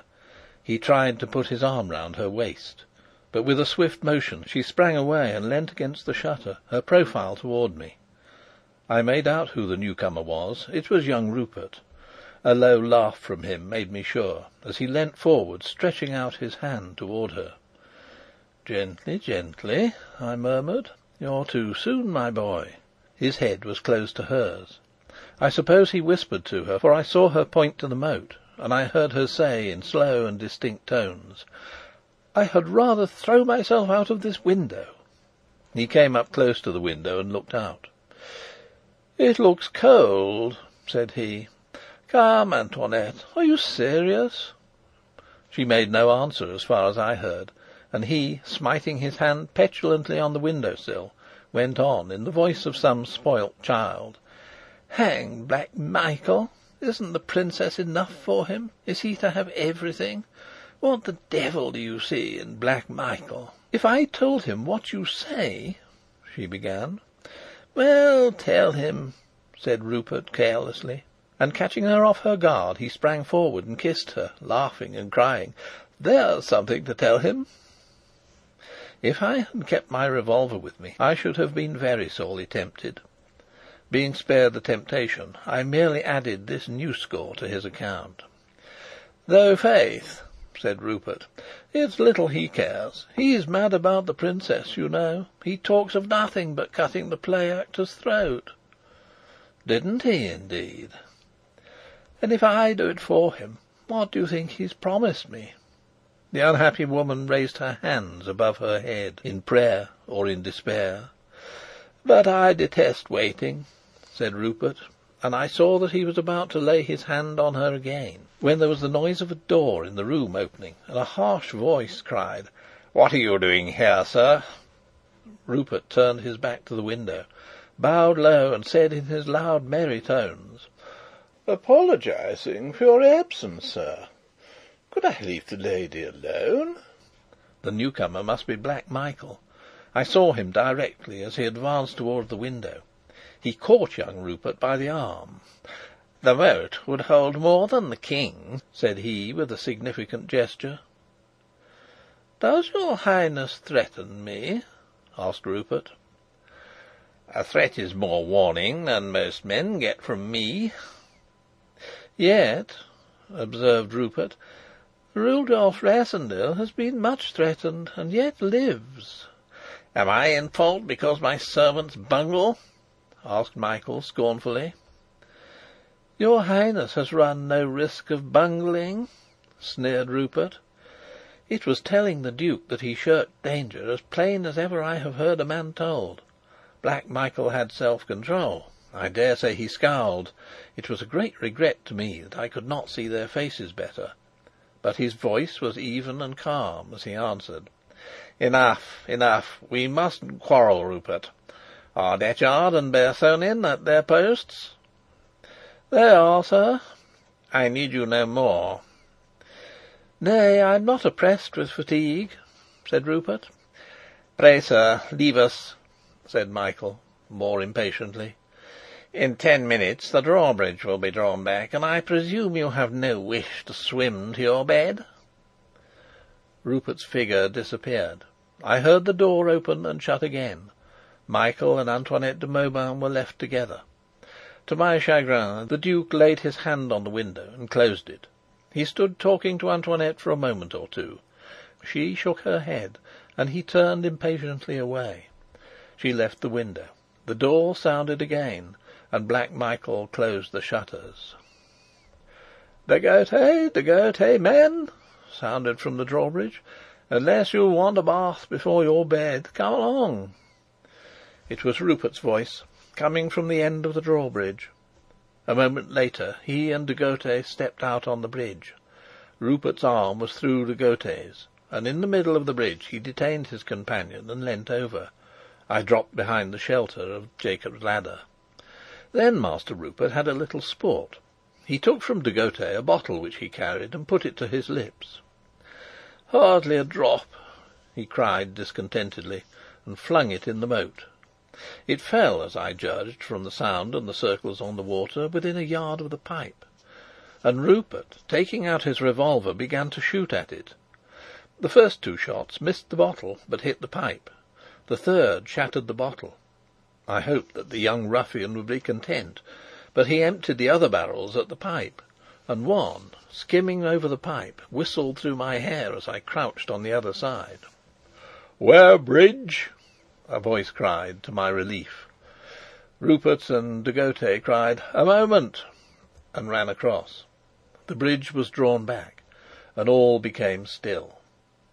The clock struck 1:15. I rose and stretched myself and yawned. I think some 10 minutes had passed when I heard a slight noise to my right. I peered over the pipe and saw a dark figure standing in the gateway that led to the bridge. It was a man. By the careless, graceful poise, I guessed it to be Rupert again. He held a sword in his hand, and he stood motionless for a minute or two. Wild thoughts ran through me. On what mischief was the young fiend bent now? Then he laughed low to himself. Then he turned his face to the wall, took a step in my direction, and, to my surprise, began to climb down the wall. In an instant I saw that there must be steps in the wall. It was plain. They were cut into or affixed to the wall, at intervals of about 18 inches. Rupert set his foot on the lower one. Then he placed his sword between his teeth, turned round, and noiselessly let himself down into the water. Had it been a matter of my life only, I would have swum to meet him. Dearly would I have loved to fight it out with him then and there with steel on a fine night, and none to come between us. But there was the King. I restrained myself, but I could not bridle my swift breathing, and I watched him with the intentest eagerness. He swam leisurely and quietly across. There were more footsteps on the other side, and he climbed them. When he set foot in the gateway, standing on the drawn-back bridge, he felt in his pocket and took something out. I heard him unlock the door. I could hear no noise of it closing behind him. He vanished from my sight. Abandoning my ladder, I saw I did not need it now. I swam to the side of the bridge and climbed halfway up the steps. There I hung, with my sword in my hand, listening eagerly. The Duke's room was shuttered and dark. There was a light in the window on the opposite side of the bridge. Not a sound broke the silence till 1:30 chimed from the great clock in the tower of the chateau. There were other plots than mine afoot in the castle that night. End of chapter 17.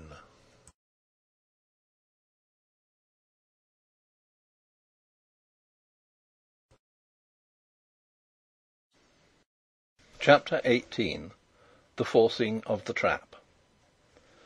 The position wherein I stood does not appear very favourable to thought. Yet for the next moment or two I thought profoundly. I had, I told myself, scored 1 point. Be Rupert Hentzau's errand what it might, and the villainy he was engaged on be what it would, I had scored 1 point. He was on the other side of the moat from the King, and it would be by no fault of mine if ever he set foot on the same side again. I had 3 left to deal with, 2 on guard, and decoy in his bed. Ah, if I had the keys, I would have risked everything and attacked Deschardes and Bersonin before their friends could join them. But I was powerless. I must wait till the coming of my friends enticed someone to cross the bridge, someone with keys. And I waited, as it seemed, for half an hour, really for about 5 minutes, before the next act in the rapid drama began. All was still on the other side. The Duke's room remained inscrutable behind its shutters. The light burnt steadily in Madame de Mauban's window. Then I heard the faintest sound. It came from behind the door which led to the drawbridge on the other side of the moat. It but just reached my ear, yet I could not be mistaken as to what it was. It was made by a key being turned very carefully and slowly. Who was turning it, and of what room was it the key? There leapt before my eyes the picture of young Rupert, with the key in one hand, his sword in the other, and an evil smile on his face.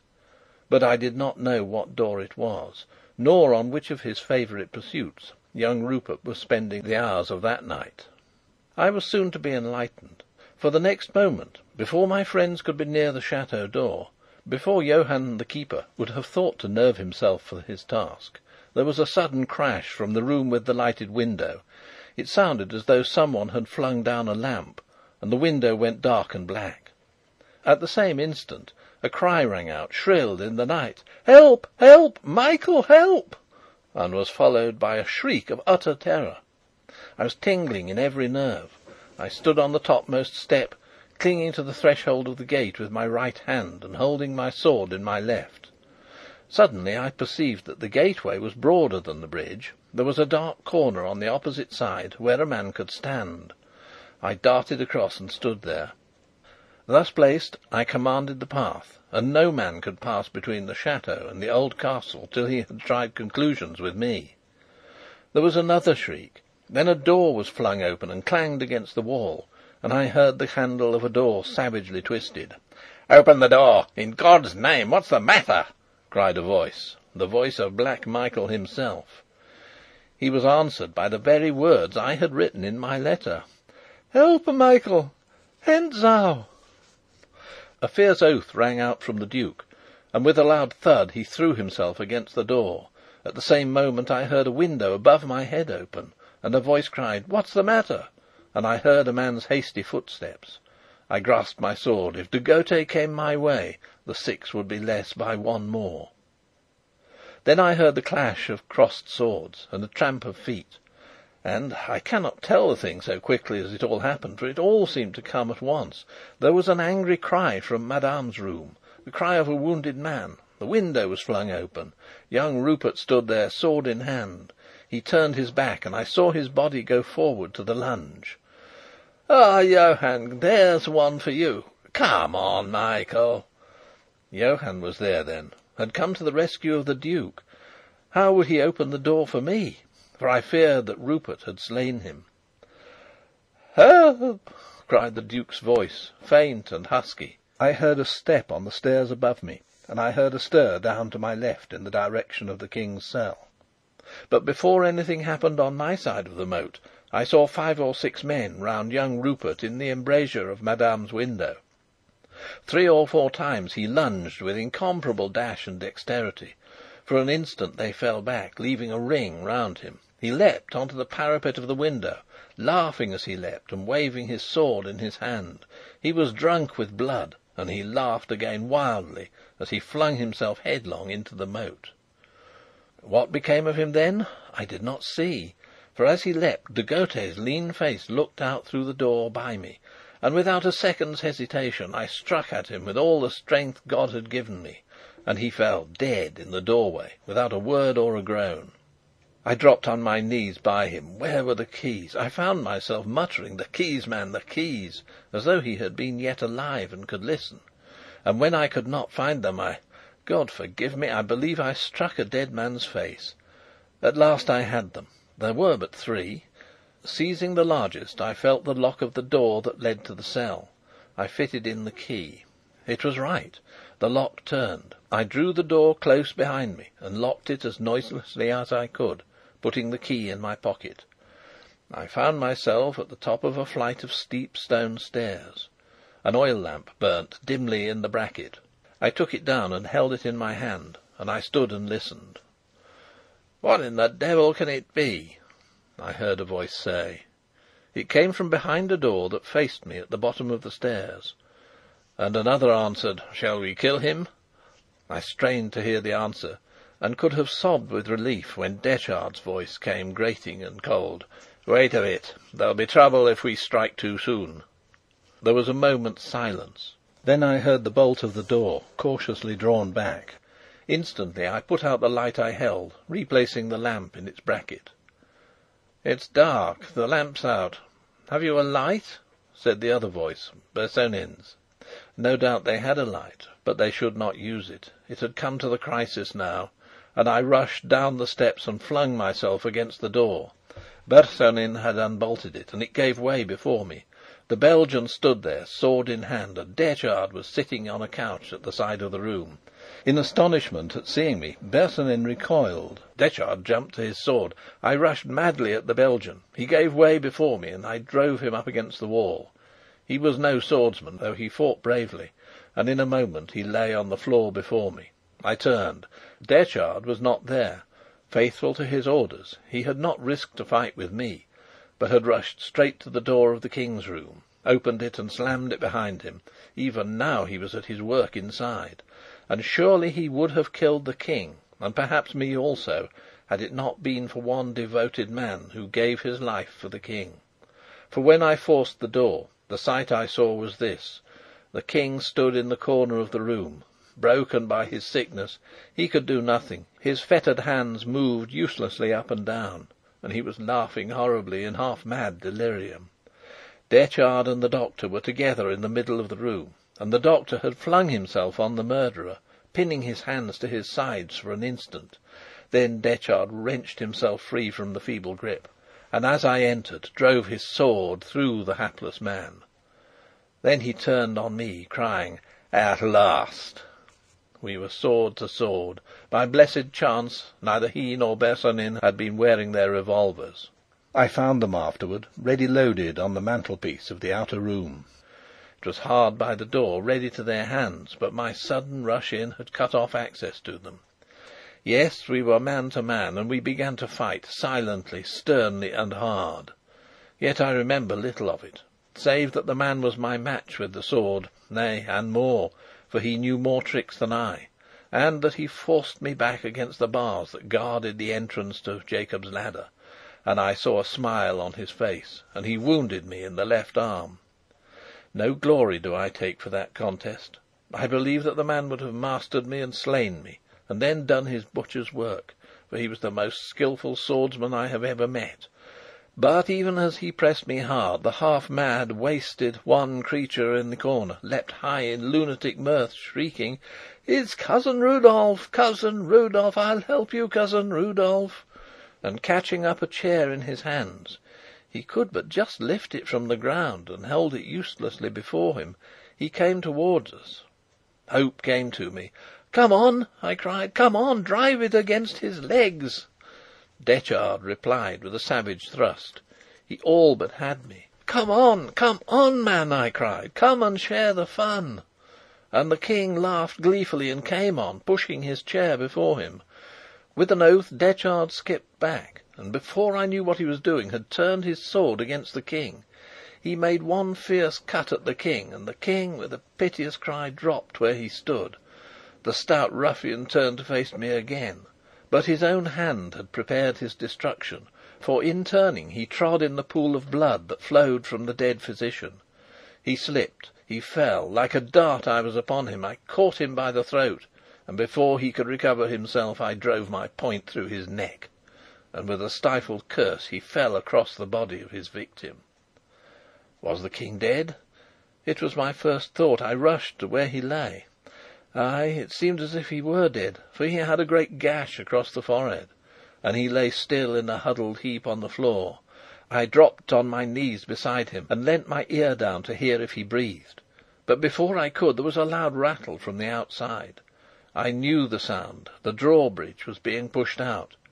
A moment later it rang home against the wall on my side of the moat. I should be caught in a trap, and the King with me, if he yet lived. He must take his chance to live or die. I took my sword and passed into the outer room. Who was pushing the drawbridge out? My men? If so, all was well. My eye fell on the revolvers, and I seized one, and paused to listen in the doorway of the outer room. To listen, say I? Yes, and to get my breath. And I tore my shirt and twisted a strip of it round my bleeding arm, and stood listening again.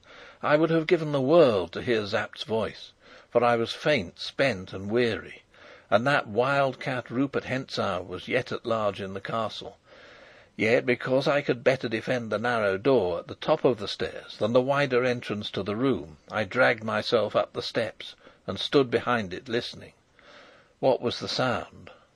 Again a strange one for the place and the time. An easy, scornful, merry laugh, the laugh of young Rupert Hentzau. I could scarcely believe that a sane man would laugh. Yet the laugh told me that my men had not come, for they must have shot Rupert ere now if they had come. And the clock struck 2:30. My God, the door had not been opened! They had gone to the bank. They had not found me. They had gone by now back to Tarlenheim, with the news of the King's death and mine. Well, it would be true before they got there. Was not Rupert laughing in triumph? For a moment I sank unnerved against the door. Then I started up, alert again, for Rupert cried scornfully, "Well, the bridge is there. Come over it, and in God's name let's see Black Michael. Keep back, you curs! Michael, come and fight for her." If it were a three-cornered fight, I might yet bear my part. I turned the key in the door and looked out. End of chapter 18.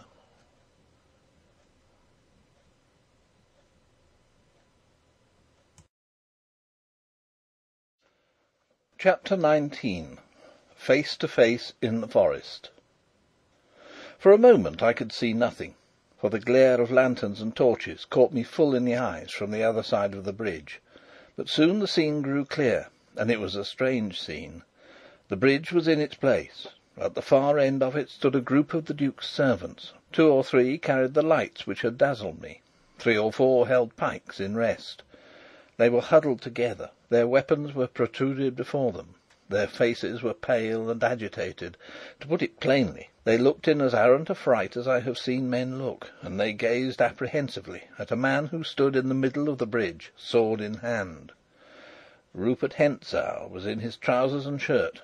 The white linen was stained with blood, but his easy, buoyant pose told me that he was himself either not touched at all or merely scratched. There he stood, holding the bridge against them, and daring them to come on, or rather bidding them send Black Michael to him. And they, having no firearms, cowered before the desperate man, and dared not attack him. They whispered to one another, and in the backmost rank I saw my friend Johann, leaning against the portal of the door, and staunching with a handkerchief the blood which flowed from a wound in his cheek. By marvellous chance I was master. The cravens would oppose me no more than they dared attack Rupert. I had but to raise my revolver, and I sent him to his account with his sins on his head. He did not so much as know that I was there. I did nothing. Why, I hardly know to this day. I had killed one man stealthily that night, and another by luck rather than skill. Perhaps it was that. Again, villain as the man was, I did not relish being one of a crowd against him. Perhaps it was that. But stronger than either of these restrained feelings came a curiosity and a fascination which held me spellbound, watching for the outcome of the scene. "Michael, you dog! Michael, if you can stand, come on!" cried Rupert. And he advanced a step, the group shrinking back a little before him. "Michael, you bastard, come on!" The answer to his taunts came in the wild cry of a woman. "He's dead! My God, he's dead!" "Dead?" shouted Rupert. "I struck better than I knew." And he laughed triumphantly. Then he went on. "Down with your weapons there! I'm your master now. Down with them, I say!" I believe they would have obeyed. But as he spoke came new things. Firstly, there arose a distant sound, as of shouts and knockings from the other side of the chateau. My heart leapt. It must be my men, come by a happy disobedience to seek me. The noise continued, but none of the rest seemed to heed it. Their attention was chained by what now happened before their eyes. The group of servants parted, and a woman staggered on to the bridge. Antoinette de Mauban was in a loose white robe. Her dark hair streamed over her shoulders, her face was ghastly pale, and her eyes gleamed wildly in the light of the torches. In her shaking hand she held a revolver, and as she tottered forward she fired it at Rupert Hentzau. The ball missed him, and struck the woodwork over my head. "Faith, madam," laughed Rupert, "had your eyes been no more deadly than your shooting, I had not been in this scrape, nor Black Michael in hell to-night." She took no notice of his words. With a wonderful effort she calmed herself till she stood still and rigid. Then, very slowly and deliberately, she began to raise her arm again, taking the most careful aim. He would be mad to risk it. He must rush on her, chancing the bullet, or retreat towards me. I covered him with my weapon. He did neither. Before she had got her aim, he bowed in his most graceful fashion, and cried, "I can't kill where I've kissed," and before she or I could stop him, laid his hand on the parapet of the bridge and lightly leapt into the moat. At the very moment I heard a rush of feet and a voice. I knew Sapt's cry, "God, it's the Duke, dead!" Then I knew that the King needed me no more, and throwing down my revolver, I sprang out on the bridge. There was a cry of wild wonder. "The King!" Then I, like Rupert Hentzau, sword in hand, vaulted over the parapet, intent on finishing my quarrel with him where I saw his curly head 15 yards off in the water of the moat. He swam swiftly and easily. I was weary and half crippled with my wounded arm. I could not gain on him. For a time I made no sound, but as we rounded the corner of the old keep, I cried, "Stop, Rupert! Stop!" I saw him look over his shoulder, but he swam on. He was under the bank now, searching, as I guessed, for a spot that he could climb. I knew there to be none, but there was my rope, which would still be hanging where I left it. He would come to where it was before I could. Perhaps he would miss it, perhaps he would find it, and if he drew it up after him, he would get a good start on me. I put forth all my remaining strength and pressed on. At last I began to gain on him, for he, occupied with his search, unconsciously slackened his pace.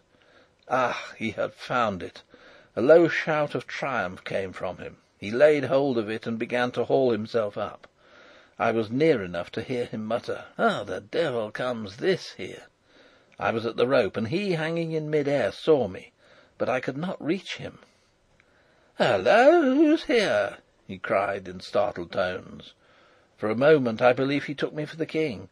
I dare say I was pale enough to lend colour to the thought, but an instant later he cried, "Why, it's the play actor! How came you here, man?" And so saying, he gained the bank. I laid hand on the rope, but I paused. He stood on the bank, sword in hand, and he could cut my head open or spit me through the heart as I came up. I let go the rope. "Never mind," said I, "but as I'm here, I think I'll stay." He smiled down on me.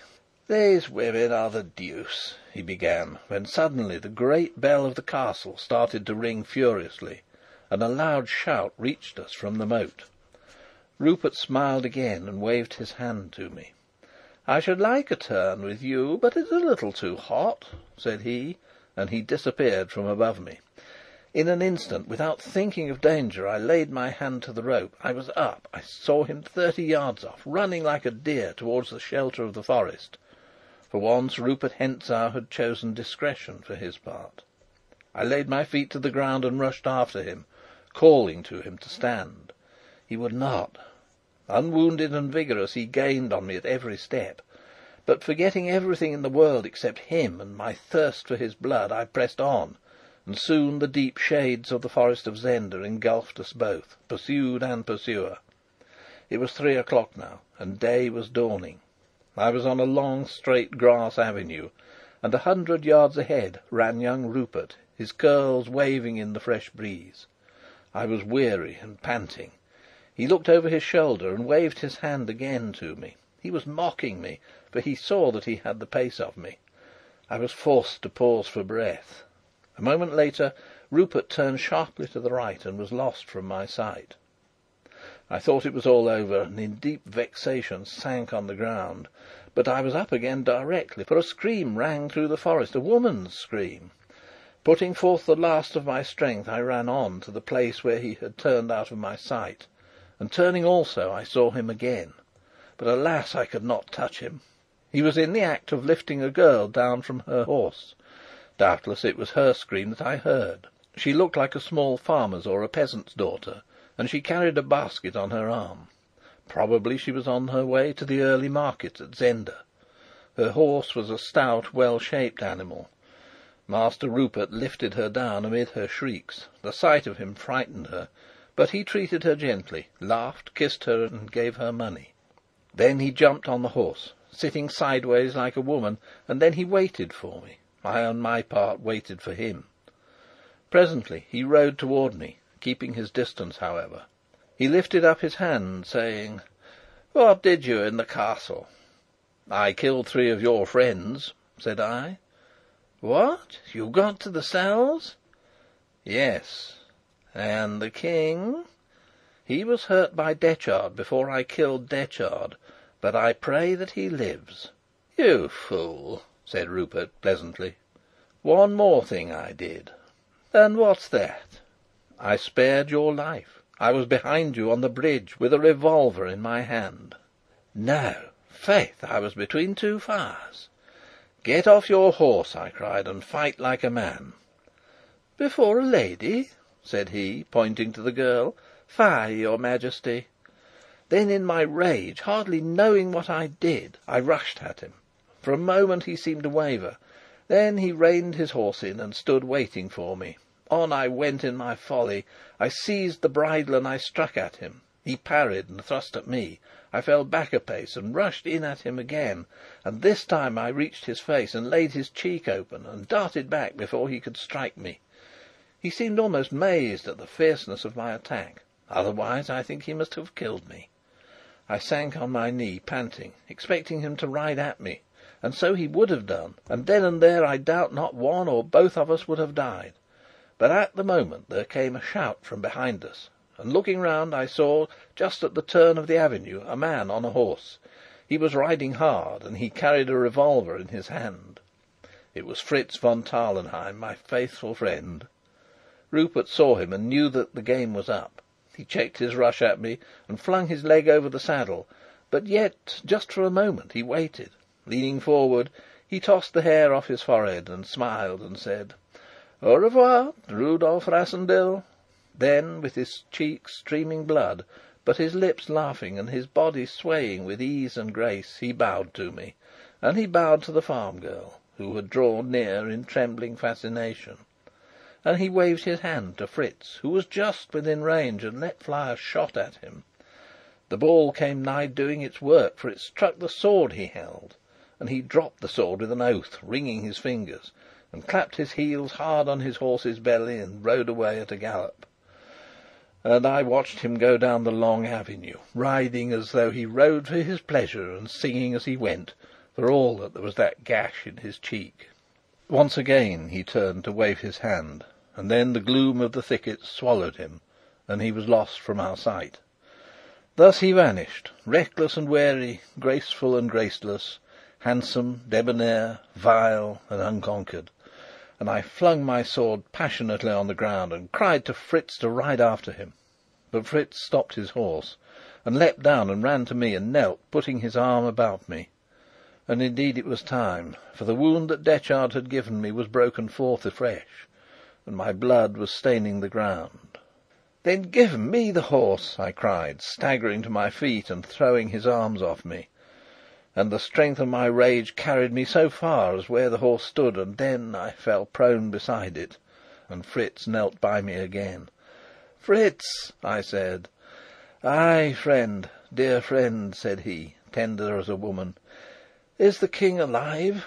He took his handkerchief and wiped my lips, and bent and kissed me on the forehead. "Thanks to the most gallant gentleman that lives," said he softly, "the King is alive." The little farm girl stood by us, weeping for fright and wide-eyed for wonder, for she had seen me at Zenda, and was I not pallid, dripping, foul and bloody as I was, yet was not I the King? And when I heard that the King was alive, I strove to cry "Hurrah!" but I could not speak, and I laid my head back in Fritz's arms and closed my eyes, and I groaned, and then, lest Fritz should do me wrong in his thoughts, I opened my eyes and tried to say "Hurrah!" again, but I could not, and being very tired and now very cold, I huddled myself close up to Fritz to get the warmth of him, and shut my eyes again and went to sleep. End of chapter 19.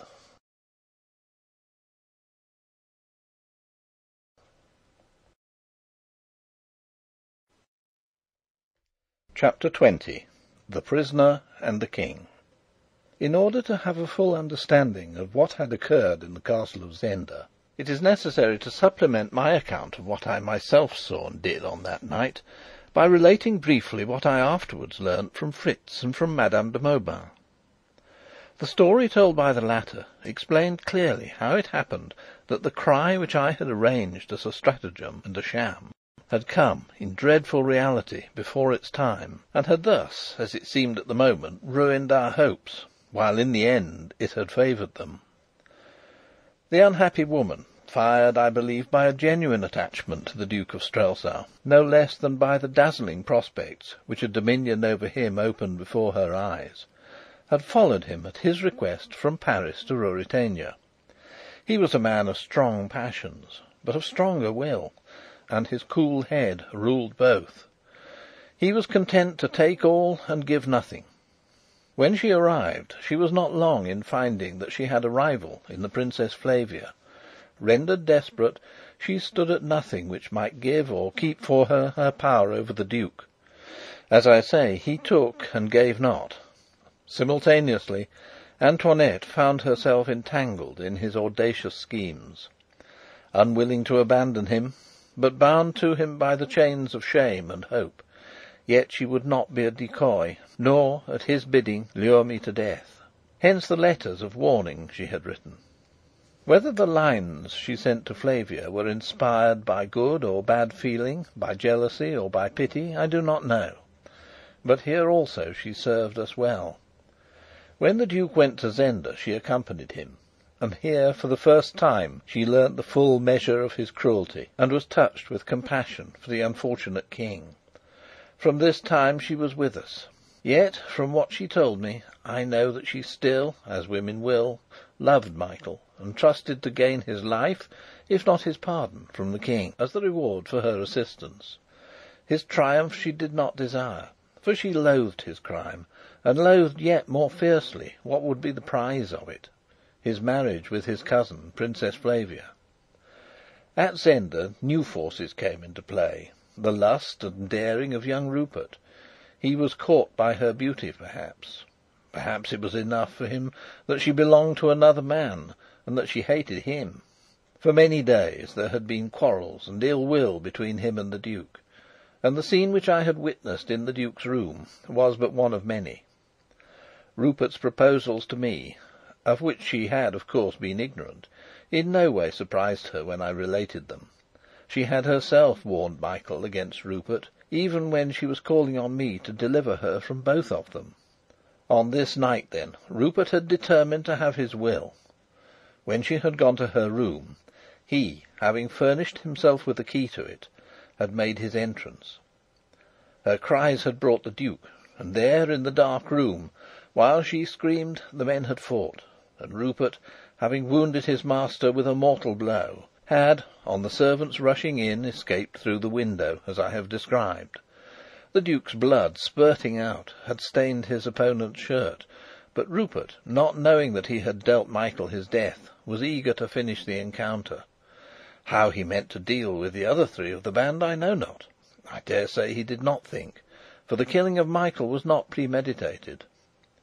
Antoinette, left alone with the Duke, had tried to staunch his wound, and thus was she busied till he died. And then, hearing Rupert's taunts, she had come forth to avenge him. Me she had not seen, nor did she till I darted out of my ambush and leapt after Rupert into the moat.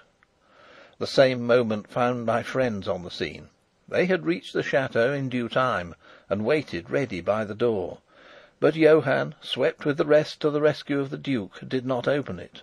Nay, he took a part against Rupert, putting himself forward more bravely than any in his anxiety to avert suspicion, and he had received a wound in the embrasure of the window. Till nearly 2:30, Sapt waited. Then, following my orders, he had sent Fritz to search the banks of the moat. I was not there. Hastening back, Fritz told Sapt, and Sapt was for following orders still and riding at full speed back to Tarlenheim, while Fritz would not hear of abandoning me, let me have ordered what I would. On this they disputed some few minutes. Then Sapt, persuaded by Fritz, detached a party under Bernenstein to gallop back to Tarlenheim and bring up the Marshal, while the rest fell to on the great door of the chateau. For several minutes it resisted them. Then, just as Antoinette de Mauban fired at Rupert Hentzau on the bridge, they broke in, 8 of them in all, and the first door they came to was the door of Michael's room, and Michael lay dead across the threshold, with a sword thrust through his breast. Sapt cried out at his death, as I had heard, and they rushed on to the servants. But these, in fear, dropped their weapons, and Antoinette flung herself weeping at Sapt's feet, and all she cried was that I had been at the end of the bridge, and had leapt off. "What of the prisoner?" asked Sapt, but she shook her head. Then Sapt and Fritz, with the gentleman behind them, crossed the bridge, slowly, warily, and without noise, and Fritz stumbled over the body of de Gautet in the way of the door. They felt him, and found him dead. Then they consulted, listening eagerly for any sound from the cells below, but there came none, and they were greatly afraid that the King's guards had killed him, and, having pushed his body through the great pipe, had escaped the same way themselves. Yet, because I had been seen here, they had still some hope. Thus, indeed, Fritz in his friendship told me. And going back to Michael's body, pushing aside Antoinette, who prayed by it, they found a key to the door, which I had locked, and opened the door. The staircase was dark, and they would not use a torch at first, lest they should be the more exposed to fire. But soon Fritz cried, "The door down there is open. See, there is light." So they went on boldly, and found none to oppose them. And when they came to the outer room and saw the Belgian, Bersonin, lying dead, they thanked God, Sapt saying, Ay, he has been here." Then, rushing into the King's cell, they found Detchard lying dead across the dead physician, and the King on his back with his chair by him. And Fritz cried, "He's dead!" and Sapt drove all out of the room except Fritz, and knelt down by the King. And, having learnt more of wounds and the signs of death than I, he soon knew that the King was not dead, nor, if properly attended, would die. And they covered his face, and carried him to Duke Michael's room, and laid him there. And Antoinette rose from praying by the body of the Duke, and went to bathe the King's head and dress his wounds, till a doctor came. And Sapt, seeing I had been there, and having heard Antoinette's story, sent Fritz to search the moat and then the forest. He dared send no one else. And Fritz found my horse, and feared the worst. Then, as I have told, he found me, guided by the shout with which I had called on Rupert to stop and face me. And I think a man has never been more glad to find his own brother alive than was Fritz to come on me, so that in love and anxiety for me he thought nothing of a thing so great as would have been the death of Rupert Hentzau. Yet, had Fritz killed him, I should have grudged it.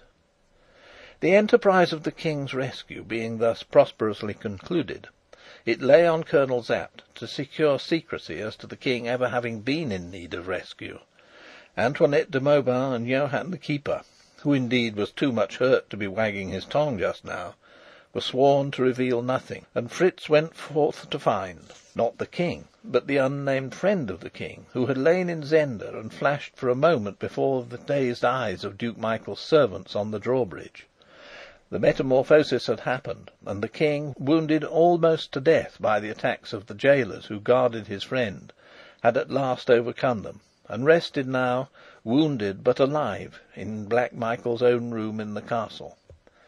There he had been carried, his face covered with a cloth, from the cell, and orders issued that if his friend were found he should be brought directly and privately to the King, and that meanwhile messengers should ride at full speed to Tarlenheim, to tell Marshal Strakencz to assure the Princess of the King's safety, and to come himself with all speed to greet the King. The Princess was enjoined to remain at Tarlenheim, and there await her cousin's coming, or his further injunctions. Thus the King would come to his own again, having wrought brave deeds, and escaped almost by a miracle the treacherous assault of his unnatural brother. This ingenious arrangement of my long-headed old friend prospered in every way, save where it encountered a force that often defeats the most cunning schemes. I mean nothing else than the pleasure of a woman. For, let her cousin and sovereign send what command he chose, or Colonel Sapt chose for him, and let Marshal Strakencz insist as he would, the Princess Flavia was in no way minded to rest at Tarlenheim, while her lover lay wounded at Zenda. And when the Marshal, with a small suite, rode forth from Tarlenheim on the way to Zenda, the Princess's carriage followed immediately behind. And in this order they passed through the town, where the report was already rife that the King, going the night before to remonstrate with his brother in all friendliness, for that he held one of the King's friends in confinement in the castle, had been most traitorously set upon, that there had been a desperate conflict, that the Duke was slain with several of his gentlemen, and that the King, wounded as he was, had seized and held the castle of Zenda. All of which talk made, as may be supposed, a mighty excitement, and the wires were set in motion, and the tidings came to Strelsau only just after orders had been sent thither to parade the troops, and overawe the dissatisfied quarters of the town with a display of force. Thus the Princess Flavia came to Zenda, and as she drove up the hill with the Marshal riding by the wheel, and still imploring her to return in obedience to the King's orders, Fritz von Tarlenheim, with the Prisoner of Zenda, came to the edge of the forest. I had revived from my swoon, and walked, resting on Fritz's arm, and looking out from the cover of the trees I saw the Princess. Suddenly understanding from a glance at my companion's face that we must not meet her, I sank on my knees behind a clump of bushes. But there was one whom we had forgotten, but who had followed us, and was not disposed to let slip the chance of earning a smile and maybe a crown or two. And while we lay hidden, the little farm girl came by us, and ran to the Princess, curtsying and crying, "Madame, the King is here, in the bushes. May I guide you to him, madame?" "Nonsense, child!" said old Strakenz. "The king lies wounded in the castle." "Yes, sir, he's wounded, I know, but he's there, with Count Fritz, and not at the castle," she persisted. "Is he in two places, or are there two kings?" asked Flavia, bewildered. "And how should he be here?" "He pursued a gentleman, madame, and they fought till Count Fritz came, and the other gentleman took my father's horse from me and rode away. But the king is here with Count Fritz. Why, madame, is there another man in Ruritania like the king?" "No, my child," said Flavia softly. I was told it afterwards. And she smiled and gave the girl money. "I will go and see this gentleman." And she rose to alight from the carriage. But at this moment Sapt came riding from the castle, and seeing the princess, made the best of a bad job, and cried to her that the king was well tended and in no danger. "In the castle?" she asked. "Where else, madame?" said he, bowing. "But this girl says he is yonder with Count Fritz." Sapt turned his eyes on the child with an incredulous smile.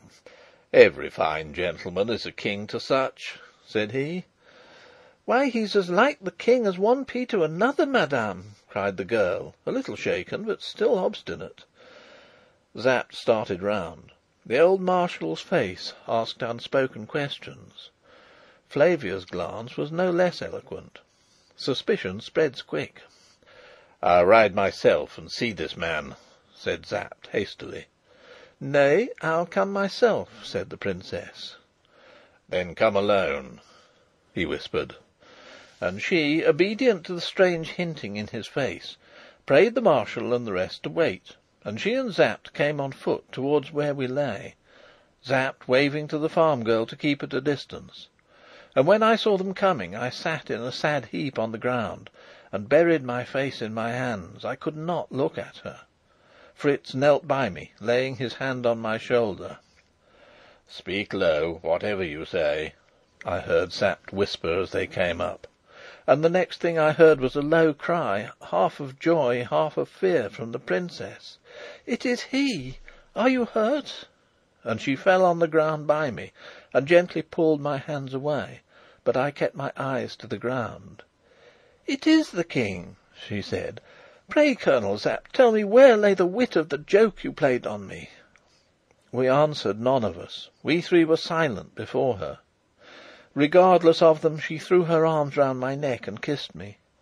Then Sapt spoke in a low, hoarse whisper. "It is not the king. Don't kiss him. He is not the king." She drew back for a moment.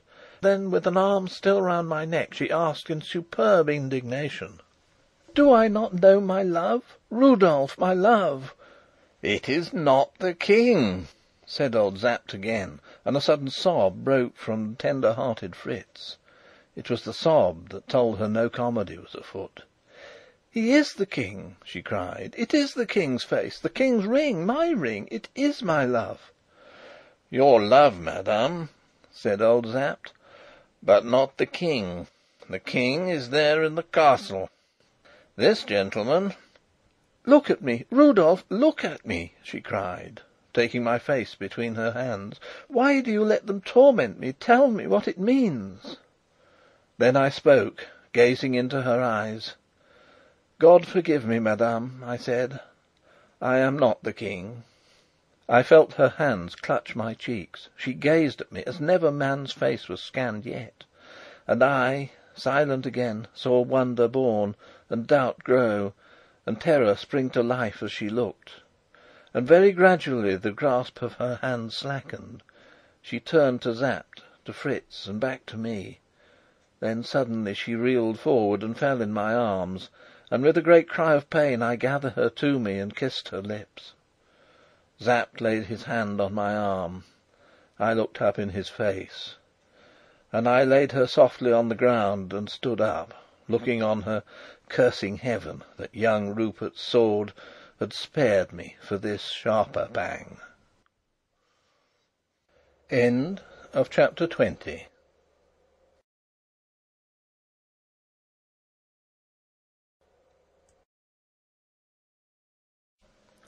Chapter 21. If Love Were All. It was night, and I was in the cell wherein the King had lain in the castle of Zenda.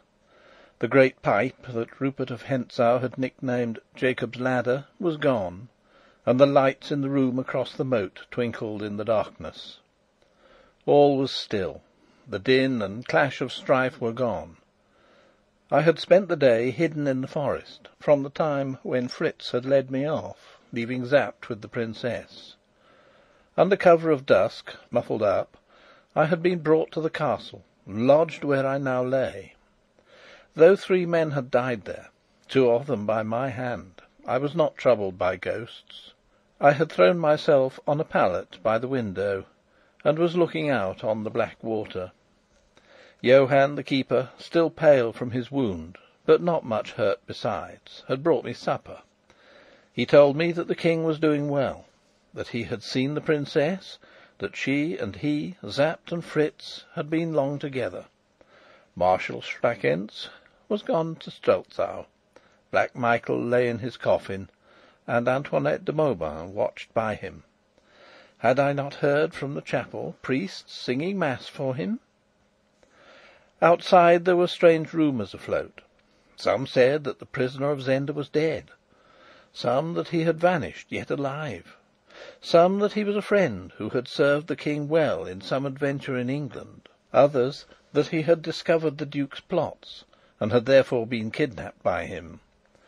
1 or 2 shrewd fellows shook their heads, and said only that they would say nothing, but they had suspicions that more was to be known than was known, if Colonel Sapt would tell all he knew. Thus Johann chattered till I sent him away, and lay there alone, thinking, not of the future, but as a man is wont to do when stirring things have happened to him, rehearsing the events of the past weeks, and wondering how strangely they had fallen out. And above me, in the stillness of the night, I heard the standards flapping against their poles, for Black Michael's banner hung there at half-mast. High and above it the royal flag of Ruritania, floating for 1 night more over my head. Habit grows so quick that only by an effort did I recall that it floated no longer for me. Presently Fritz von Tarlenheim came into the room. I was standing then by the window. The glass was opened, and I was idly fingering the cement which clung to the masonry where Jacob's Ladder had been. He told me briefly that the King wanted me, and together we crossed the drawbridge and entered the room that had been Black Michael's. The King was lying there in bed. Our doctor from Tarlenheim was in attendance on him, and whispered to me that my visit must be brief. The King held out his hand and shook mine. Fritz and the doctor withdrew to the window. I took the King's ring from my finger and placed it on his. "I have tried not to dishonour it, sire," said I. "I can't talk much to you," he said in a weak voice. "I have had a great fight with Sapt and the Marshal, for we have told the Marshal everything. I wanted to take you to Strelsau and keep you with me, and tell everyone of what you had done, and you would have been my best and nearest friend, Cousin Rudolf. But they tell me I must not, and that the secret must be kept, if kept it can be." "They are right, sire. Let me go. My work here is done." "Yes, it is done, as no man but you could have done it. When they see me again, I shall have my beard on. Yes, faith, I shall be wasted with sickness. They will not wonder that the King looks changed in face. Cousin, I shall try to let them find him changed in nothing else. You have shown me how to play the King." "Sire," said I can take no praise from you. It is by the narrowest grace of God that I was not a worse traitor than your brother." He turned inquiring eyes on me, but a sick man shrinks from puzzles, and he had no strength to question me. His glance fell on Flavia's ring, which I wore. I thought he would question me about it, but, after fingering it idly, he let his head fall on his pillow. "I don't know when I shall see you again," he said, faintly, almost listlessly. "If I can ever serve you again, sire," I answered. His eyelids closed. Fritz came with the doctor. I kissed the King's hand and let Fritz lead me away. I have never seen the King since. Outside, Fritz turned, not to the right, back towards the drawbridge, but to the left, and without speaking led me upstairs, through a handsome corridor in the chateau. "Where are we going?" I asked. Looking away from me, Fritz answered: "She has sent for you. When it is over, come back to the bridge. I'll wait for you there." "What does she want?" said I, breathing quickly. He shook his head. "Does she know everything?" "Yes, everything."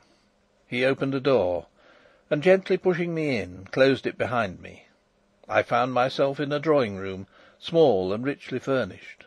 At first I thought that I was alone, for the light that came from a pair of shaded candles on the mantelpiece was very dim. But presently I discerned a woman's figure standing by the window. I knew it was the Princess, and I walked up to her, fell on one knee, and carried the hand that hung by her side to my lips. She neither moved nor spoke.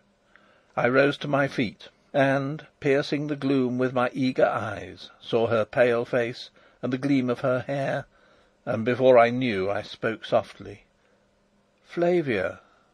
She trembled a little and looked round. Then she darted to me, taking hold of me. "Don't stand, don't stand! No, you mustn't. You're hurt. Sit down. Here, here." She made me sit on a sofa, and put her hand on my forehead. "How hot your head is!" she said, sinking on her knees by me. Then she laid her head against me, and I heard her murmur: "My darling, how hot your head is!" Somehow love gives even to a dull man the knowledge of his lover's heart. I had come to humble myself and pray pardon for my presumption. But what I said now was: "I love you with all my heart and soul." For what troubled and shamed her? Not her love for me, but for the fear that I had counterfeited the lover as I had acted the King, and taken her kisses with a smothered smile. "With all my life and heart," said I, as she clung to me. "Always, from the first moment I saw you in the cathedral. There has been but one woman in the world to me, and there will be no other. But God forgive me the wrong I've done you." "They made you do it," she said quickly, and she added, raising her head and looking in my eyes: "It might have made no difference if I'd known it. It was always you, never the King." And she raised herself up and kissed me. "I meant to tell you," said I. "I was going to, on the night of the ball in Strelsau, when Sapt interrupted me. After that, I couldn't risk losing you before I must. My darling, for you I nearly left the King to die." I know. What are we to do now, Rudolf?" I put my arm round her and held her up while I said: "I am going away tonight." "Ah, no, no!" she cried. "Not tonight." "I must go tonight, before more people have seen me. And how would you have me stay, sweetheart, except?" "If I could come with you?" she whispered, very low. "My God!" said I roughly, "don't talk about that!" and I thrust her a little back from me. "Why not? I love you. You're as good a gentleman as the King." Then I was false to all that I should have held by, for I caught her in my arms and prayed her, in words that I will not write, to come with me, daring all Ruritania to take her from me. And for a while she listened, with wondering, dazzled eyes. But as her eyes looked on me, I grew ashamed, and my voice died away in broken murmurs and stammerings, and at last I was silent. She drew herself away from me and stood against the wall, while I sat on the edge of the sofa, trembling in every limb, knowing what I had done, loathing it, obstinate not to undo it. So we rested a long time. "I am mad," I said sullenly. "I love your madness, dear," she answered. Her face was away from me, but I caught the sparkle of a tear on her cheek. I clutched the sofa with my hand and held myself there. "Is love the only thing?" she asked, in low, sweet tones that seemed to bring a calm even to my wrung heart. "If love were the only thing, I would follow you, in rags if need be, to the world's end, for you hold my heart in the hollow of your hand. But is love the only thing?" I made her no answer. It gives me shame now to think that I would not help her. She came near me and laid her hand on my shoulder. I put my hand up and held hers. "I know people write and talk as if it were. Perhaps for some fate lets it be. Ah, if I were one of them! But if love had been the only thing, you would have let the king die in his cell." I kissed her hand. "Honour binds a woman too, Rudolf. My honour lies in being true to my country and my house. I don't know why God has let me love you, but I know that I must stay." Still I said nothing, and she, pausing a while, then went on: "Your ring will always be on my finger, your heart in my heart, the touch of your lips on mine. But you must go, and I must stay. Perhaps I must do what it kills me to think of doing." I knew what she meant, and a shiver ran through me, but I could not utterly fail beside her. I rose and took her hand. "Do what you will, or what you must," I said. "I think God shows His purposes to such as you. My part is lighter, for your ring shall be on my finger and your heart in mine, and no touch, save of your lips, will ever be on mine. So may God comfort you, my darling." There struck on our ears the sound of singing. The priests in the chapel were singing masses for the souls of those who lay dead. They seemed to chant a requiem over our buried joy, to pray forgiveness for our love that would not die. The soft, sweet, pitiful music rose and fell as we stood opposite each other, her hands in mine. "My Queen and my beauty," said I. "My lover and true knight," she said. "Perhaps we shall never see one another again. Kiss me, my dear, and go." I kissed her as she bade me, but at the last she clung to me, whispering nothing but my name, and that over and over again, and again and again. And then I left her. Rapidly I walked down to the bridge. Sapt and Fritz were waiting for me. Under their directions I changed my dress, and muffling my face as I had done more than once before, I mounted with them at the door of the castle, and we three rode through the night and on to the breaking day, and found ourselves at a little roadside station just over the border of Ruritania. The train was not quite due, and I walked with them in a meadow by a little brook while we waited for it. They promised to send me all news. They overwhelmed me with kindness. Even old Sapt was touched to gentleness, while Fritz was half unmanned. I listened in a kind of dream to all they said. "Rudolf, Rudolf, Rudolf," still rang in my ears, a burden of sorrow and of love. At last they saw that I could not heed them, and we walked up and down in silence, till Fritz touched me on the arm, and I saw, a mile or more away, the blue smoke of the train. Then I held out a hand to each of them. "We are all but half men this morning," said I, smiling, "but we have been men, eh, Sapt and Fritz, old friends? We have run a good course between us." "We have defeated traitors and set the King firm on his throne," said Sapt. Then Fritz von Tarlenheim suddenly, before I could discern his purpose or stay him, uncovered his head and bent as he used to do, and kissed my hand. And, as I snatched it away, he said, trying to laugh: "Heaven doesn't always make the right men kings." Old Sapt twisted his mouth as he wrung my hand. "The devil has his share in most things," said he. The people at the station looked curiously at the tall man with the muffled face, but we took no notice of their glances. I stood with my two friends and waited till the train came up to us. Then we shook hands again, saying nothing, and both this time, and indeed from old Sapt it seemed strange, bared their heads, and so stood still till the train bore me away from their sight, so that it was thought that some great man travelled privately for his pleasure from the little station that morning, whereas in truth it was only I, Rudolf Rassendyll, an English gentleman, a cadet of a good house, but a man of no wealth nor position, nor of much rank. They would have been disappointed to know that. Yet had they known all, they would have looked more curiously still.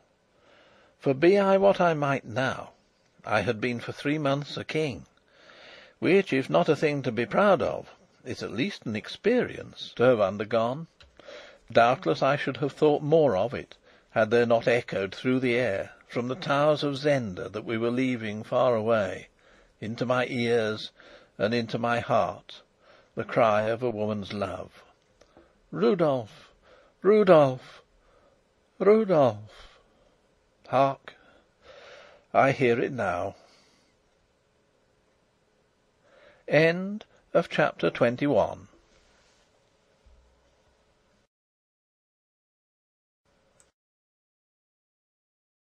Chapter 22. Present, Past, and Future. The details of my return home can have but little interest.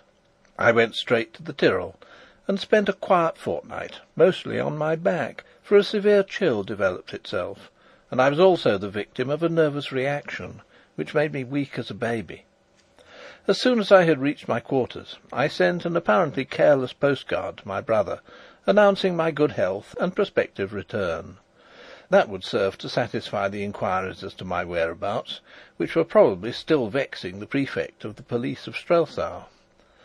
I let my moustache and imperial grow again, and as hair comes quickly on my face, they were respectable, though not luxuriant, by the time that I landed myself in Paris and called on my friend George Featherly.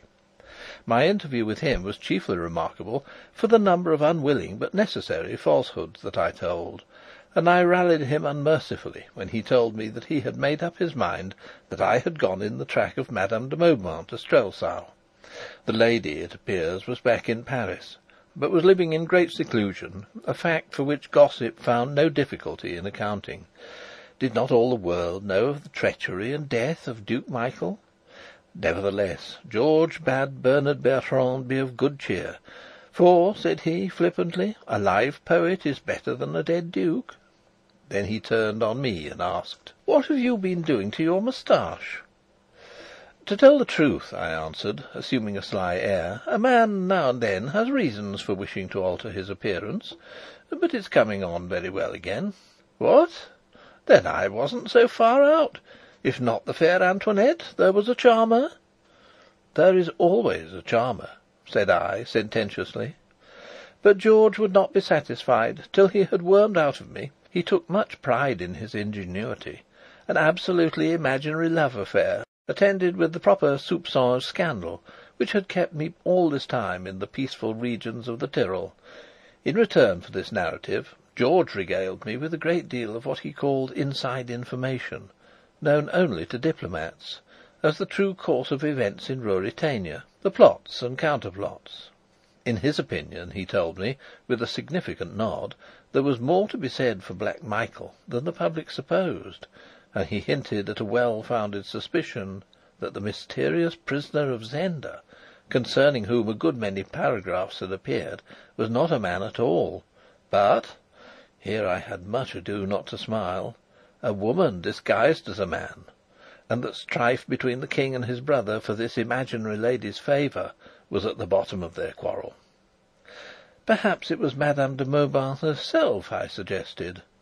"No," said George decisively. "Antoinette de Mauban was jealous of her, and betrayed the Duke to the King for that reason. And to confirm what I said, it's well known that the Princess Flavia is now extremely cold to the King, after having been most affectionate."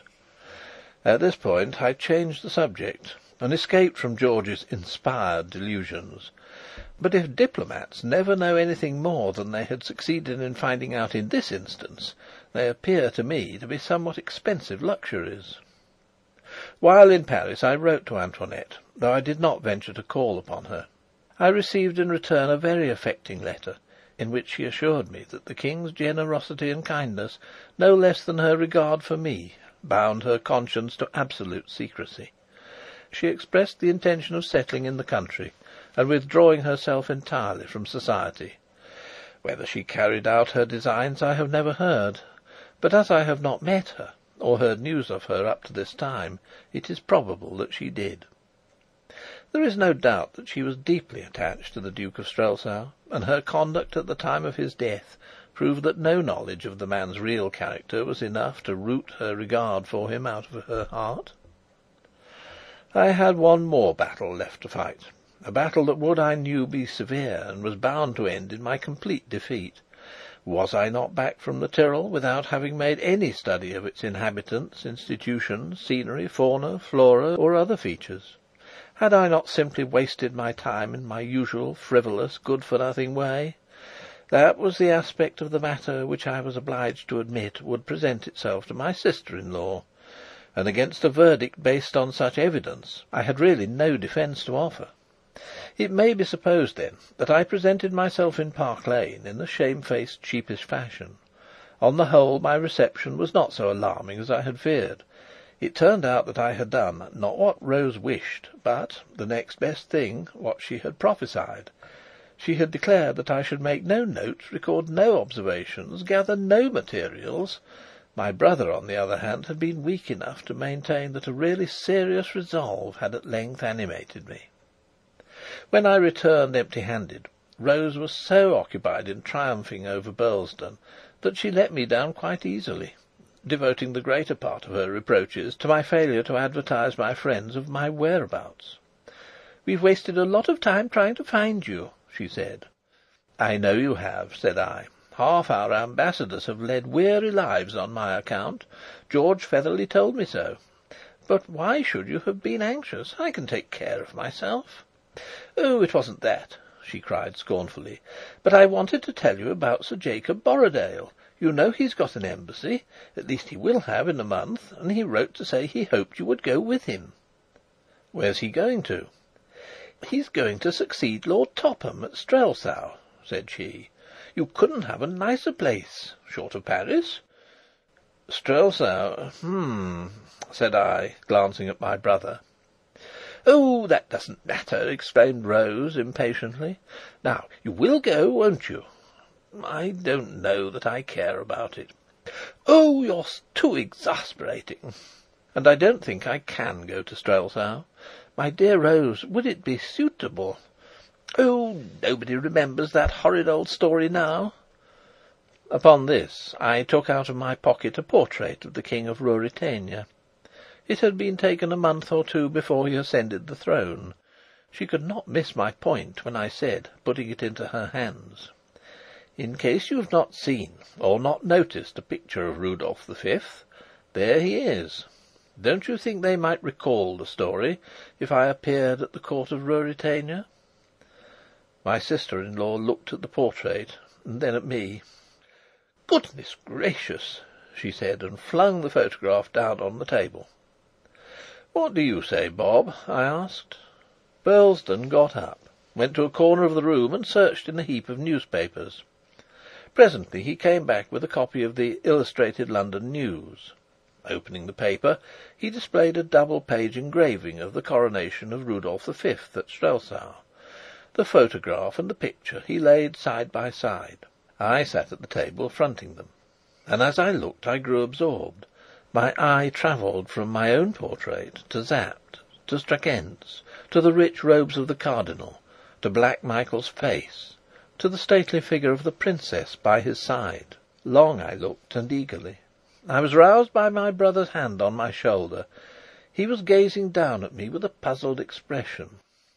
"It's a remarkable likeness, you see," said I. "I really think I had better not go to Ruritania." Rose, though half convinced, would not abandon her position. "It's just an excuse," she said pettishly. "You don't want to do anything. Why, you might become an ambassador." "I don't think I want to be an ambassador," said I. "It's more than you ever will be," she retorted. "That is very likely true, but it is not more than I have been. The idea of being an ambassador could scarcely dazzle me. I had been a king. So pretty Rose left us in dudgeon, and Burlesdon, lighting a cigarette, looked at me still with that curious gaze. "That picture in the paper," he said.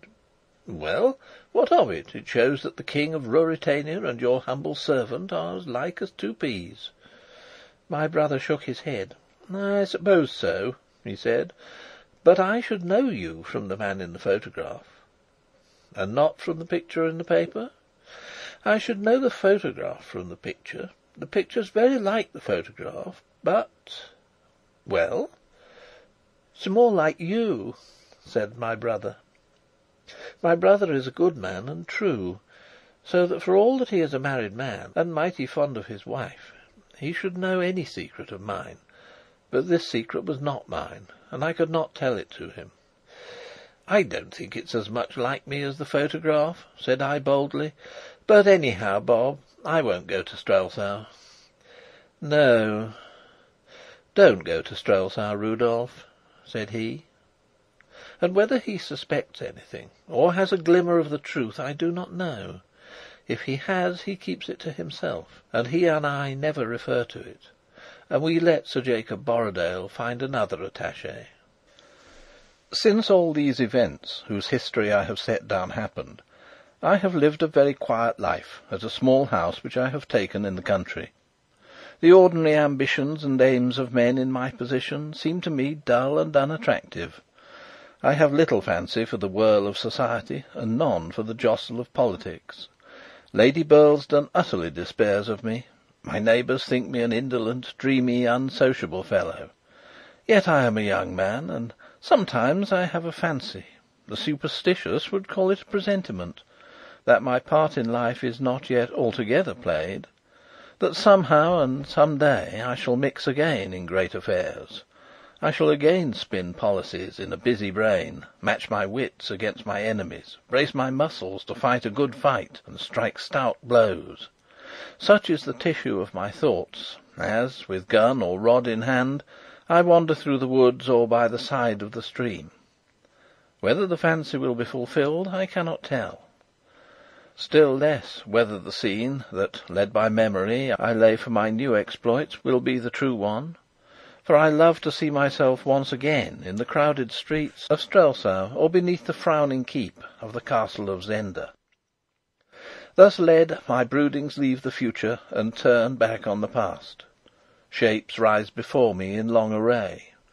The first wild revel with the King, the rush with my brave tea-table, the night in the moat, the pursuit in the forest, my friends and my foes, the people who learnt to love and honour me, the desperate men who tried to kill me. And from amidst these last comes one who, alone of all these, yet moves on earth, though where I know not, yet plans, as I do not doubt, wickedness, yet turns women's hearts to softness and men's to fear and hate. Where is young Rupert of Hentzau, the boy who came so nigh to beating me? When his name comes into my head, I feel my hand grip and the blood move quicker through my veins, and the hint of fate, the presentiment, seems to grow stronger and more definite, and to whisper insistently in my ear that I have yet a hand to play with young Rupert. Therefore I exercise myself in arms, and seek to put off the day when the vigour of youth must leave me. One break comes every year in my quiet life. Then I go to Dresden, and there I am met by my dear friend and companion, Fritz von Tarlenheim. Last time his pretty wife Helga came, and a lusty crowing baby with her. And for a week Fritz and I are together, and I hear all of what falls out in Strelsau. And in the evenings, as we walk and smoke together, we talk of Sapt and of the King, and often of young Rupert. And as the hours grow small, at last we speak of Flavia. For every year Fritz carries with him to Dresden a little box. In it lies a red rose, and round the stalk of the rose is a slip of paper with the words written, "Rudolf, Flavia, always." And the like I send back by him. That message and the wearing of the rings are all that now bind me and the Queen of Ruritania.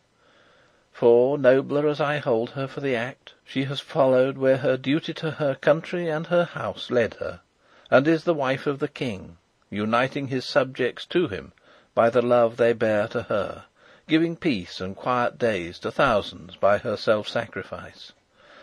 There are moments when I dare not think of it, but there are others when I rise in spirit to where she ever dwells. Then I can thank God that I love the noblest lady in the world, the most gracious and beautiful, and that there was nothing in my love that made her fall short in her high duty. Shall I see her face again? The pale face and the glorious hair? Of that I know nothing. Fate has no hint, my heart no presentiment. I do not know. In this world, perhaps nay, it is likely never. And can it be that somewhere, in a manner whereof our flesh-bound minds have no apprehension, she and I will be together again, with nothing to come between us, nothing to forbid our love? That I know not, nor wiser heads than mine. But if it be never, if I can never hold sweet converse again with her, or look upon her face, or know from her her love, why then, this side the grave I will live as becomes the man whom she loves, and for the other side I must pray a dreamless sleep. End of Chapter 22 and of The Prisoner of Zenda by Anthony Hope. Read by Andy Minter.